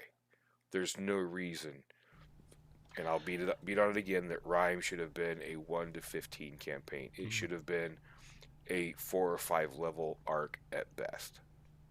Yeah, the hardcovers that I ran feel like the Hobbit trilogy, where Hmm. it's like we had a Right. great story, let's make it a great campaign. And it's like I don't know that it really was that, but you, but I understand that you wanted to hit a 250 page minimum, right? Hmm. And so you found a way, and I commend you for it because there's probably folks out there who want to. Well, obviously there's somebody out there, and I think Andrew is having an And aneurysm He's, Andrew, he's in yeah, chat. chomping at the bit, fomenting our I, statements. In if we chat, can yeah. if we can see through his camera right now, he's like kicking the cat and just stomping around. It's like, oh my power! Well, here's the thing, though. With a long form campaign, it's like anything. With additional levels of complexity and time that go on, it introduces more points of failure. The longer that it goes, like that's essentially where I'm at with my Rime game right now. Is we've been playing it for over a year, and now it's like we're X part of the way, like halfway through the whole thing. At this point, are we going to end up? Is it going to fizzle? Like, when's it going to fizzle, right? When do people either get tired, or when does it go bad, right? When does one combat like kind of derail this run that you've had for a year inside of this campaign, and to where now everything hinges on, well, we want to be able to finish the rest of the game. Well, then as the DM, I feel it's more it's important for me to make sure that it keeps going, because I don't want them to lose that nugget that's at the end of finishing a long campaign, as opposed to something that's more like 3 to 10 sessions in length. If it goes kaput at session 7, then it's not going to be, you're not nearly as invested in that epic ending. Maybe the epic ending is the death of the characters, because you know that there's going to be something else that you'll be able to spin up pretty quickly and you'll move on to. Yep. I I I I think so. Here's the reason. Like I'll just clarify, right? Nothing against the long campaign, but after weighing it for this for quite a while now and trying out both, right? In the last 2 years, the last 3 years certainly, I've done several iterations of both of these ideas, right? Mm-hmm. And I'm hardcore short campaigns at this point because I like telling multiple stories. I have groups of players who like a lot of different things, and I have a lot of different things on my shelf. Those are the Mm-hmm. reasons why, Hmm. right? Um, and that those are reasons that can fluctuate from table to table and DM to DM, right? Like, so I'm not saying that this is an end all be all answer, but for me, it's I kind of had this awakening of like, what am I? Why I don't want like, not that I'll never do one again, but like, boy, these are better right now for what I want to do and for the people that I have at my table. These are better. Yeah, historically for me, I've run a three year long campaign. That was the Edgar campaign, 3 years long, and then one like one bad session is what it took to take all of that history, and we were so close to the end, and it just fizzled and it died so hard, and it hurt that much more because we'd invested so much time and effort and energy into it, and then it was just gone. But I've also done the same thing with like you, Zach, where I've had that 2 year long campaign with like Curse of Strahd with my home group that was incredibly rewarding. It was the perfect ending. It couldn't have been any better. It had lots of highs and lows and all this good stuff. But at the same time, to Troy's point, I was exhausted at the end of it, Hmm. and I was glad it was over. Not because it made me it was bittersweet. I was like, I'm glad that it ended. I'm satisfied with the ending, but boy, I don't want to do that again anytime soon. I don't want to step back into it. But yet, what did I And do? I went right back into it with my Rime game instead of kind of creating an abbreviated path. I decided, well, we're just going to do all the bells and whistles. start to finish. We're going to do like essentially everything that's in the book. Instead of saying this could probably be 2 movies, I'm going to go with Peter, and I'm going to say we're going to do all the stretch that third movie that's superfluous, unnecessary, and it just protracts the entire story. For some reason, this is not a surprise at all. Thanks, Troy. Thanks, Ben. I bear my soul to you. I'm enjoying. I wish for the podcast. I'm gonna draw some attention to it. There's a lot of variety and a lot of points being made in chat, a lot of notes. So I'm gonna give some of those voices a moment here and say that there's some levels of all this that are interesting. Like Joe's talking about, he loves the idea of longer campaigns that have multiple story arcs, like we've been saying. He also has an itch, and I think it's a fair itch, that idea of like, you still kind of want to see that character through to the thing you imagine. He's talking about grow a PC from level 1 to 10 at least. Like that, I understand that. Like you start out at level 1 and you're like, this is a paladin, but at level 1 they don't really feel much like paladins. And so you kind of imagine some of those higher levels and you're like, this is where you become that holy avenger, that holy warrior, you know. So I can see some of that. And I think that's a valid point.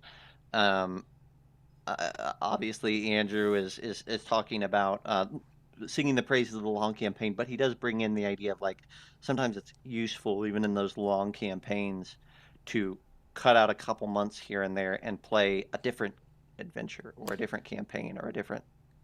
And see, for thing, me, and then that's come back. dangerous. That's dangerous. It is dangerous. Oh, it's so dangerous because I've done that before, and I've gone like 6 months in. It's like, you know what? I'm getting a little bit burned out. Let's play some board games or whatever for a couple of weekends. Yeah. Never pick it back up. Never. Yeah. You lose that momentum. It's really important. The discipline of people coming to the table, showing up for the games, and that repetitious, the rhythm that you lose that rhythm whenever you don't continue to play. Bear Droid is saying in 30 years he's yet to make it through full 1 book without a TPK or losing all desire to advance the story. I think that's a pretty standard pitch. Like that's going to be a lot of people. Craig is talking about cutting out sections of the hardcovers because it you know, it's like this is superfluous. It doesn't add anything. Or I'm not going to put words in his mouth, but that would be my statement. Well, it sounds like what Bear. I'm going to take a point that Bear Droid made and Joe. Joe said that a long campaign with a lot of small arcs for me, and Bear Droid mentioned Conan, how it was completely modular. You know, he went. You could say that, you know, Conan's time as a pirate was a campaign, but it didn't last his entire life. And I think that is a big thing right now, because to me, the life of an adventurer should be a lot of different important things where they travel along, you know, and you're, you know, at low level, you're fighting off the bandit lord of the location, and then you grow out into, you know, a bigger sphere of influence and a bigger sphere of influence, and that creates the campaign, and it also gives you that ability. It's like, yeah, the bandit lord campaign story arc is going to be probably 10 sessions long, and it's going to get us from level 1 to level 4 or 5. All right, cool. Do we want to keep going? Okay, great. Well, we're going to advance the time frame, because that only took you a month of actual game time to do that. So you guys have been, you know, spending your money, your well-earned loots for the past, you know, several weeks, months, year, or whatever. You've started businesses, you've done this and that, and then a new threat arrives, and you are called yet again to go and do something, and that takes you out farther. And that way, the one thing I do not like about the current offerings of, especially WotC campaign books, is you have these things that are happening, and it only takes like a week it would only take a week to do some of these things, or Mhm. like in what was it, Horde of the Dragon Queen. You know, the longest stretches, those 40 days you're on the road, Mhm. and then after that, you know, it's okay. Yeah. So 2-3 months, and the whole campaign is technically done of Mhm. game time. Yeah. And I know like there's an argument of like and Andrew's voicing it in chat of like, well, but like a lot of hardcover books are a lot of or just campaigns in general are a lot of arcs packed into one. But I think there's a difference between those arcs Hmm. and things like let me give you this is a I'm gonna give a nod to our friend Thomas's favorite creature to ever exist. Um, there's 37 Dritz novels. Like in Mm, all of each one of those is a D&D campaign, right. Mhm. right? Like, um, it's just it's odd. Now, Well, the that being books. said, that's not a perfect example because like Dritz has half of a book that's level 1 to 8, another Mhm. half of a book that's level 8 to 15, and then the rest of his books are 15 to 20, right? Like if you're going to Right. talk Yeah, about he just lives at level 20 for most of those books. Um, that's fair. but you're right, Troy, in that like you play through a hardcover and it's like 3 months of play, 3 months of in-game content, and you're level 20. I like I don't know. I don't Well, know. It's well, not. there are a couple of different things, right? So, like to that end, right? There's no real. It's really hard to plug in something that's actually a part of the base mechanic of fifth edition, at least, which is downtime. Right? Hmm. You can't do downtime. You can't have a life outside of adventuring at all. Whenever you're running, because the stories are just it's one thing after another. Bing, bing, bing, bing, bing. Yeah, you have There's to no run and rest gun. in between. Run and gun, exactly. And the other thing about like hardcovers in particular, like to Andrew's point about that there are smaller goals with an overarching background. The smaller goals are really just filler in a lot of these, where it's Yeah, like so don't so it doesn't drive the plot or the narrative forward. Really, all it really does is like here's something for you to do in these levels to justify playing at this tier, and here's something else to justify playing at this tier as well, as opposed to something like driving the narrative towards the climactic conclusion. yeah, yeah, like, and to your point and to Andrew's point, yes, there's a lot of series of smaller goals in these hardcovers. Why? Mm-hmm. Especially in something like Rime of the Frost Maiden, where you have so many of these smaller goals that have nothing to do with the Mm-hmm. everlasting rhyme. Yeah. That book, give me a focused thing. If I want to add, chasing down a serial killer as a side quest, that's that's my job as a DM to do that. Give me a book the size of Rime of the Frost Maiden that is focused directly on all of the crap that's dealing with the actual rhyme, with Oriel and all that stuff. If Mm, I want to throw in a forgotten Netherese city, I can do that if I want to. What does that have to do with fixing the rhyme? Well, so but let me. I think there's an argument that can be made. Not that necessarily that I'm making it, but I'll play devil's advocate. There's an argument to be made over are they writing it wrong by putting all of that in, or are we reading it wrong by saying that we have to do everything? Right? Is there something in us, I'll say myself specifically, to where I can't just look at the book and kind of sift through it and say I like these beats from in this book. This is really the story that I feel like telling, or I'm willing to tell. Or I'm going to take Rime of the Frost Maiden and I'm going to make it 5 episodes or 10 episodes, and we're not going to worry about leveling from this to this to this. What we're going to say is we're going to start at level 1, and then we'll get to level 3 in this episode, in the first 2 or 3 or whatever, and then we're going to just skip levels 4, 5, and 6, and we're going to be level 7 at some point, and we're going to explain away everything that happened between those. Like, here's the things that you did in your downtime. It's been years that the rhyme has continued or whatever. So is it on us, or is it on they're giving us a lot of content to work with, and we don't have to use all of it. Right. It's like I'm wondering if that's the argument, right? It's like, are we Okay, looking at it so the wrong way? so I think that's a really awesome question, and I think there's here's how I see it. I feel like WotC is presenting these things as here here is the content, run it, and then as soon as you start complaining, well, why is this in here? This doesn't make any sense. Why is this in here?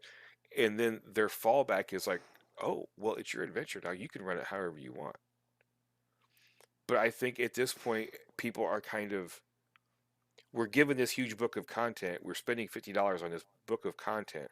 We want to get our money's worth, and so we feel like we need to use the whole thing. Mm-hmm. I don't think there's a lot of mindset at this point that it's okay to go, you know what, I don't like this, gut it, toss it out. Mm-hmm. But there's so many different ways that you could do rhyme. And to Andrew's point, yeah, the serial killer can become an ally. So what? I don't care. I still think that if I decided, Damn, don't put, well, it doesn't matter if it's put in that book or if I come up with it myself or I steal it from a different adventure. If I want something from a previous little side quest to become an ally, cool. There's no difference in that. Just because it's in this book. So, but give me more stuff about the actual thing that you're talking about. I don't care about all of this other junk that it does not have anything to do with the Rime of the Frost Maiden. Make the book smaller, make it a paperback like they used to be, and let me connect other things to it and make it my own campaign if that's the case. Well, let me ask you this. I wonder from a design strategy, do you feel like another method, not necessarily better, but another method maybe is in a 250-page book, 150 pages are devoted to the main storyline, and that's what you present. In this 150 pages, in these 4 or 5 chapters or how long that is, it's like, here's the main storyline. And then the remaining 100 pages of the book is appendices that say, and here are a bunch of side quests. If you want to fill out the adventure, here are some things that you can do, but they're tangential. They're not, it's not an imperative that you run those. And here are some ways that you can kind of dovetail those into the adventure to make them more meaningful. And here are some of the ramifications that could happen and things like that, right? So it's like the first half of the book is like what you're asking for. It's like this very focused fire.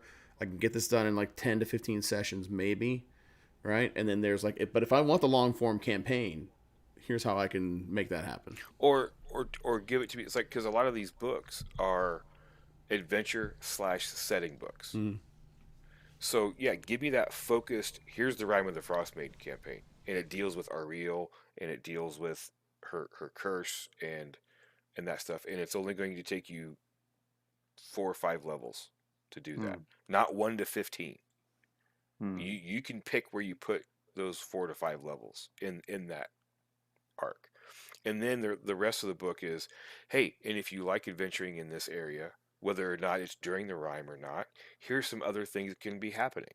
And here's ways that you can tie them into the campaign if you wish, or if not, the sun is shining, the Oriel thing is fixed, and now there's a strange serial killer running around from place to place doing stuff. It almost feels like you could make, by using that kind of a design strategy, you can almost make it maybe West Marches style, where when all your players are at the table and you've gotten to a point where you can kind of like chapter 1 is done, then somebody has a kid, somebody has school gets really important and they've got to do something else. So then that's whenever you dig into that auxiliary stash of goodies, of quests and MacGuffins and things like that. Then you plug those in to satisfy the players that are able to stick around, and then you come back together and you propel the story forward once you got all your people back at the table again, maybe. That may be a stretch, though. I would rather go back to the way things kind of used to be back in the day, with like the different lettered module series, and that would be okay. So from levels 1 to 4, we're going to do Horde of the Dragon Queen, and the Rise of Tiamat, because you can stop Tiamat from coming out. You can retool that whole adventure, and you don't have to be tier 2 or tier 3 to stop Tiamat from popping out. Mm-hmm. So you could say, yeah, this could be a 1 to 4 adventure. All right, cool. And now you have that downtime where you travel around and you do things. Oh, now you've heard of strange goings on, and people that have been raised from the dead or whatever, or brought back, are now dying off, and things are leading you to the island of Chult. Okay, so now that adventure picks up at level 5, and I go through. You don't deal with there's so much in Tomb of Annihilation that it's a race against time. You have to hurry up and find what's going on and stop it, or people are going to die off. So why are we dealing with dinosaur races? Why are we doing all this extra stuff? That it doesn't matter what our topic is. Sometimes it's like, let's dive deep into a frustration with a hardcover. Yeah, but it goes back to those. You take these campaigns that were level 1 to whatever, and now you've done what you guys have said. They're shorter campaigns. They're more focused. They're actually focused on what the title of the adventure is about. You could use filler and do whatever you want to if you want a longer campaign. If you want to do, okay, here's the campaign for this, and I want it to be I want it to be 10 sessions and I want you to go from levels 1 to 10 for Tomb of Annihilation. Okay, I can do that. I can add extra stuff to the front end and to the middle and do the thing. Okay, cool. And then we're done with those characters. Now I can do something else, and now I can go do Rhyme, or I can make a long campaign out of a bunch of mini campaigns, which I think, to me, is the best way to go about doing it, because now you have that, like the Conan stories. He travels all over the place and does all kinds of cool stuff. With the campaign books written the way they are now, okay, well, I'm topping out of this campaign book at level 15. I've only got 5 levels to go. How much travel and how much of the world am I going to see in published content in those last 5 levels? I love that. Okay, what are the purposes of the dinosaur races?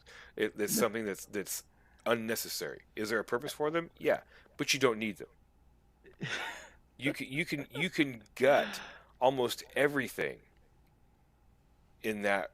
In I don't even remember the name of the city. I just love that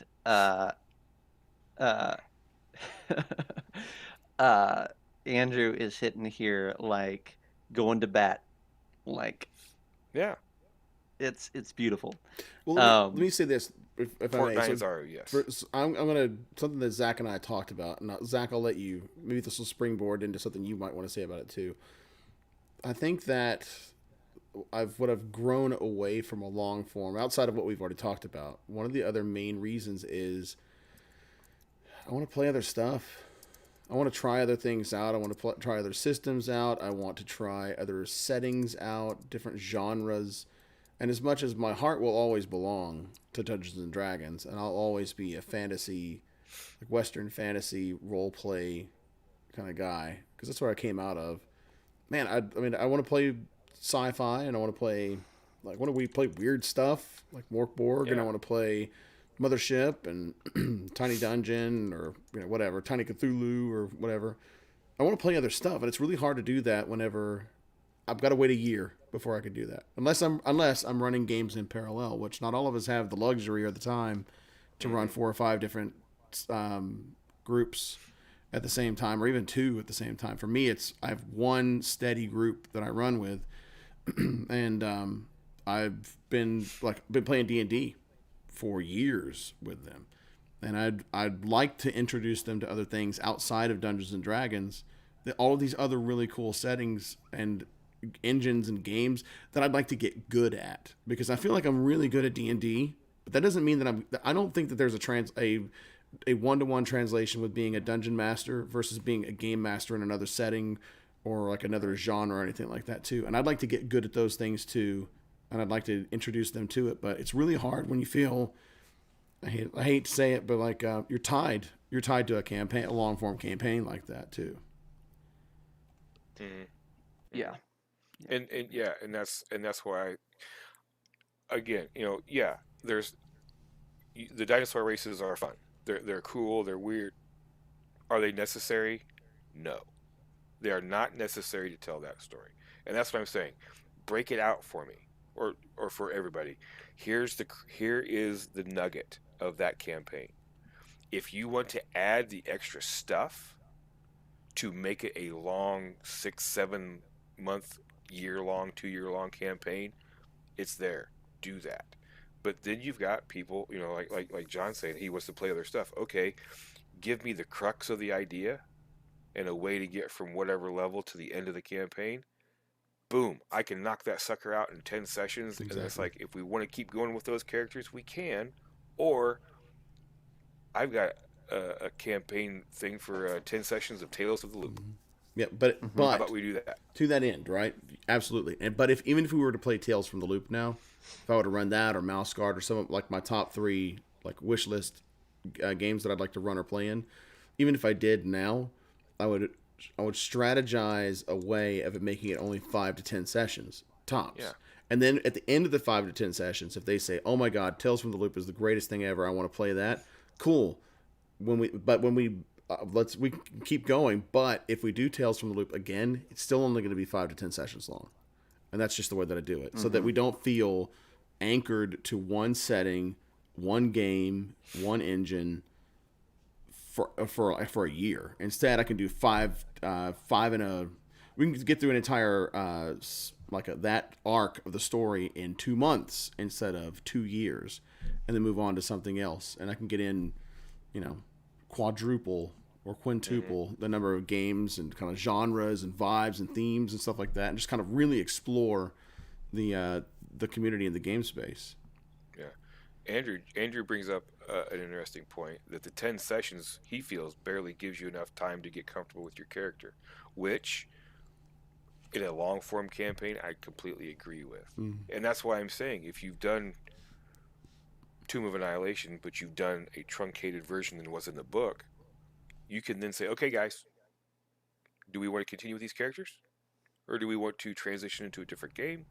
Or do we want to start new characters? What do we want to do? Because, when you take out all that extraneous stuff out of those adventures, and you can put, different things on DM's Guild or have a book of just random encounters for campaign fillers or whatever you want to do, it gives you that ability to explore more of the world than just Port Nine Zaru or the area of 10 towns or the Sword Coast or the Sword Coast or the Sword Coast.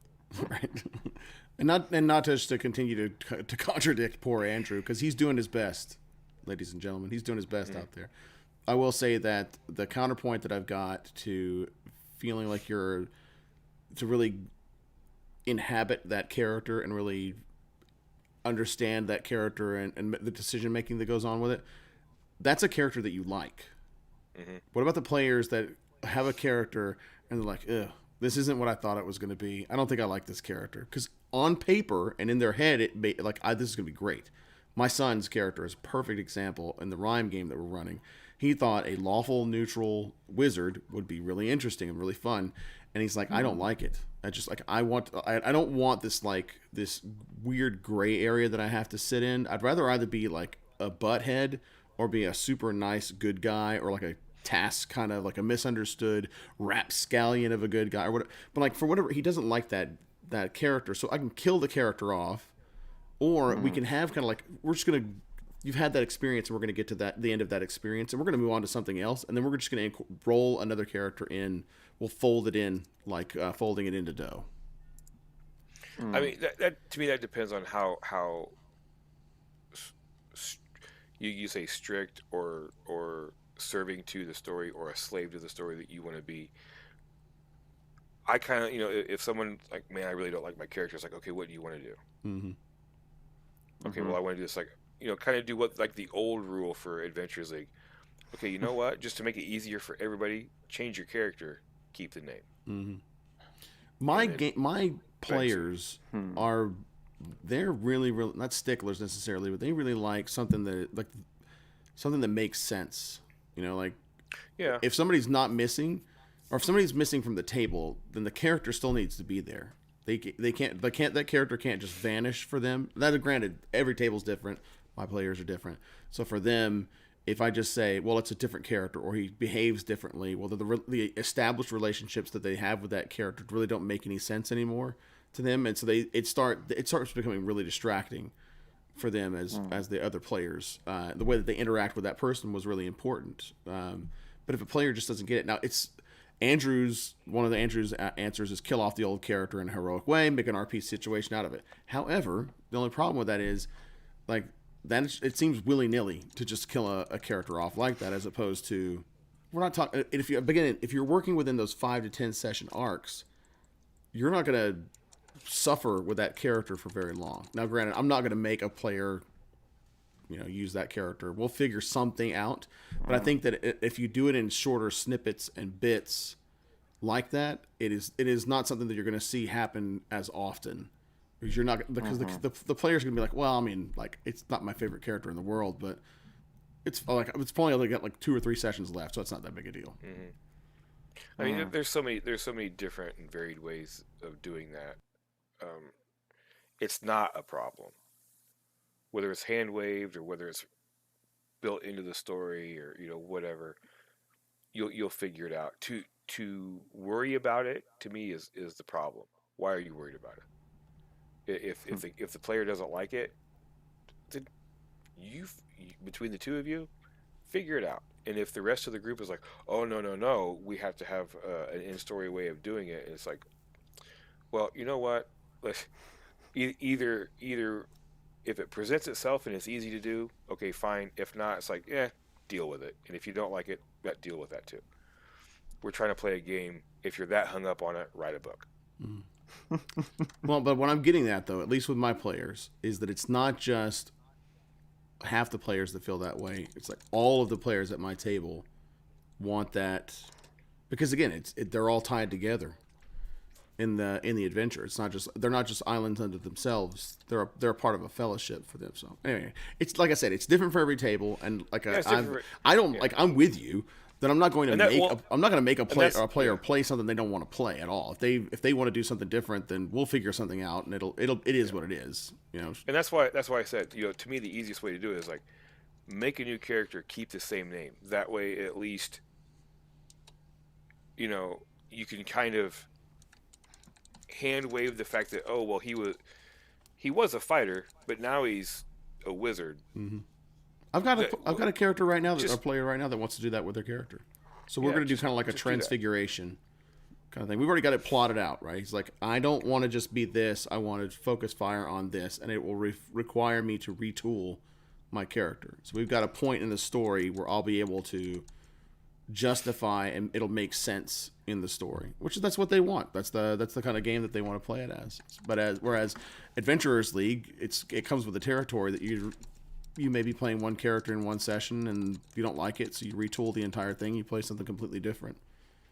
In this instance, though, with this table, and I think that there are more. I don't think that I'm isolated in that. That I think there are a lot of other players and tables that kind of espouse that kind of character play. Yeah, I mean, like I said, there's just because sometimes it just doesn't. The realistic opportunity to pull a brand new character into a situation isn't there for whatever's going on in your campaign. Other times, it's super easy.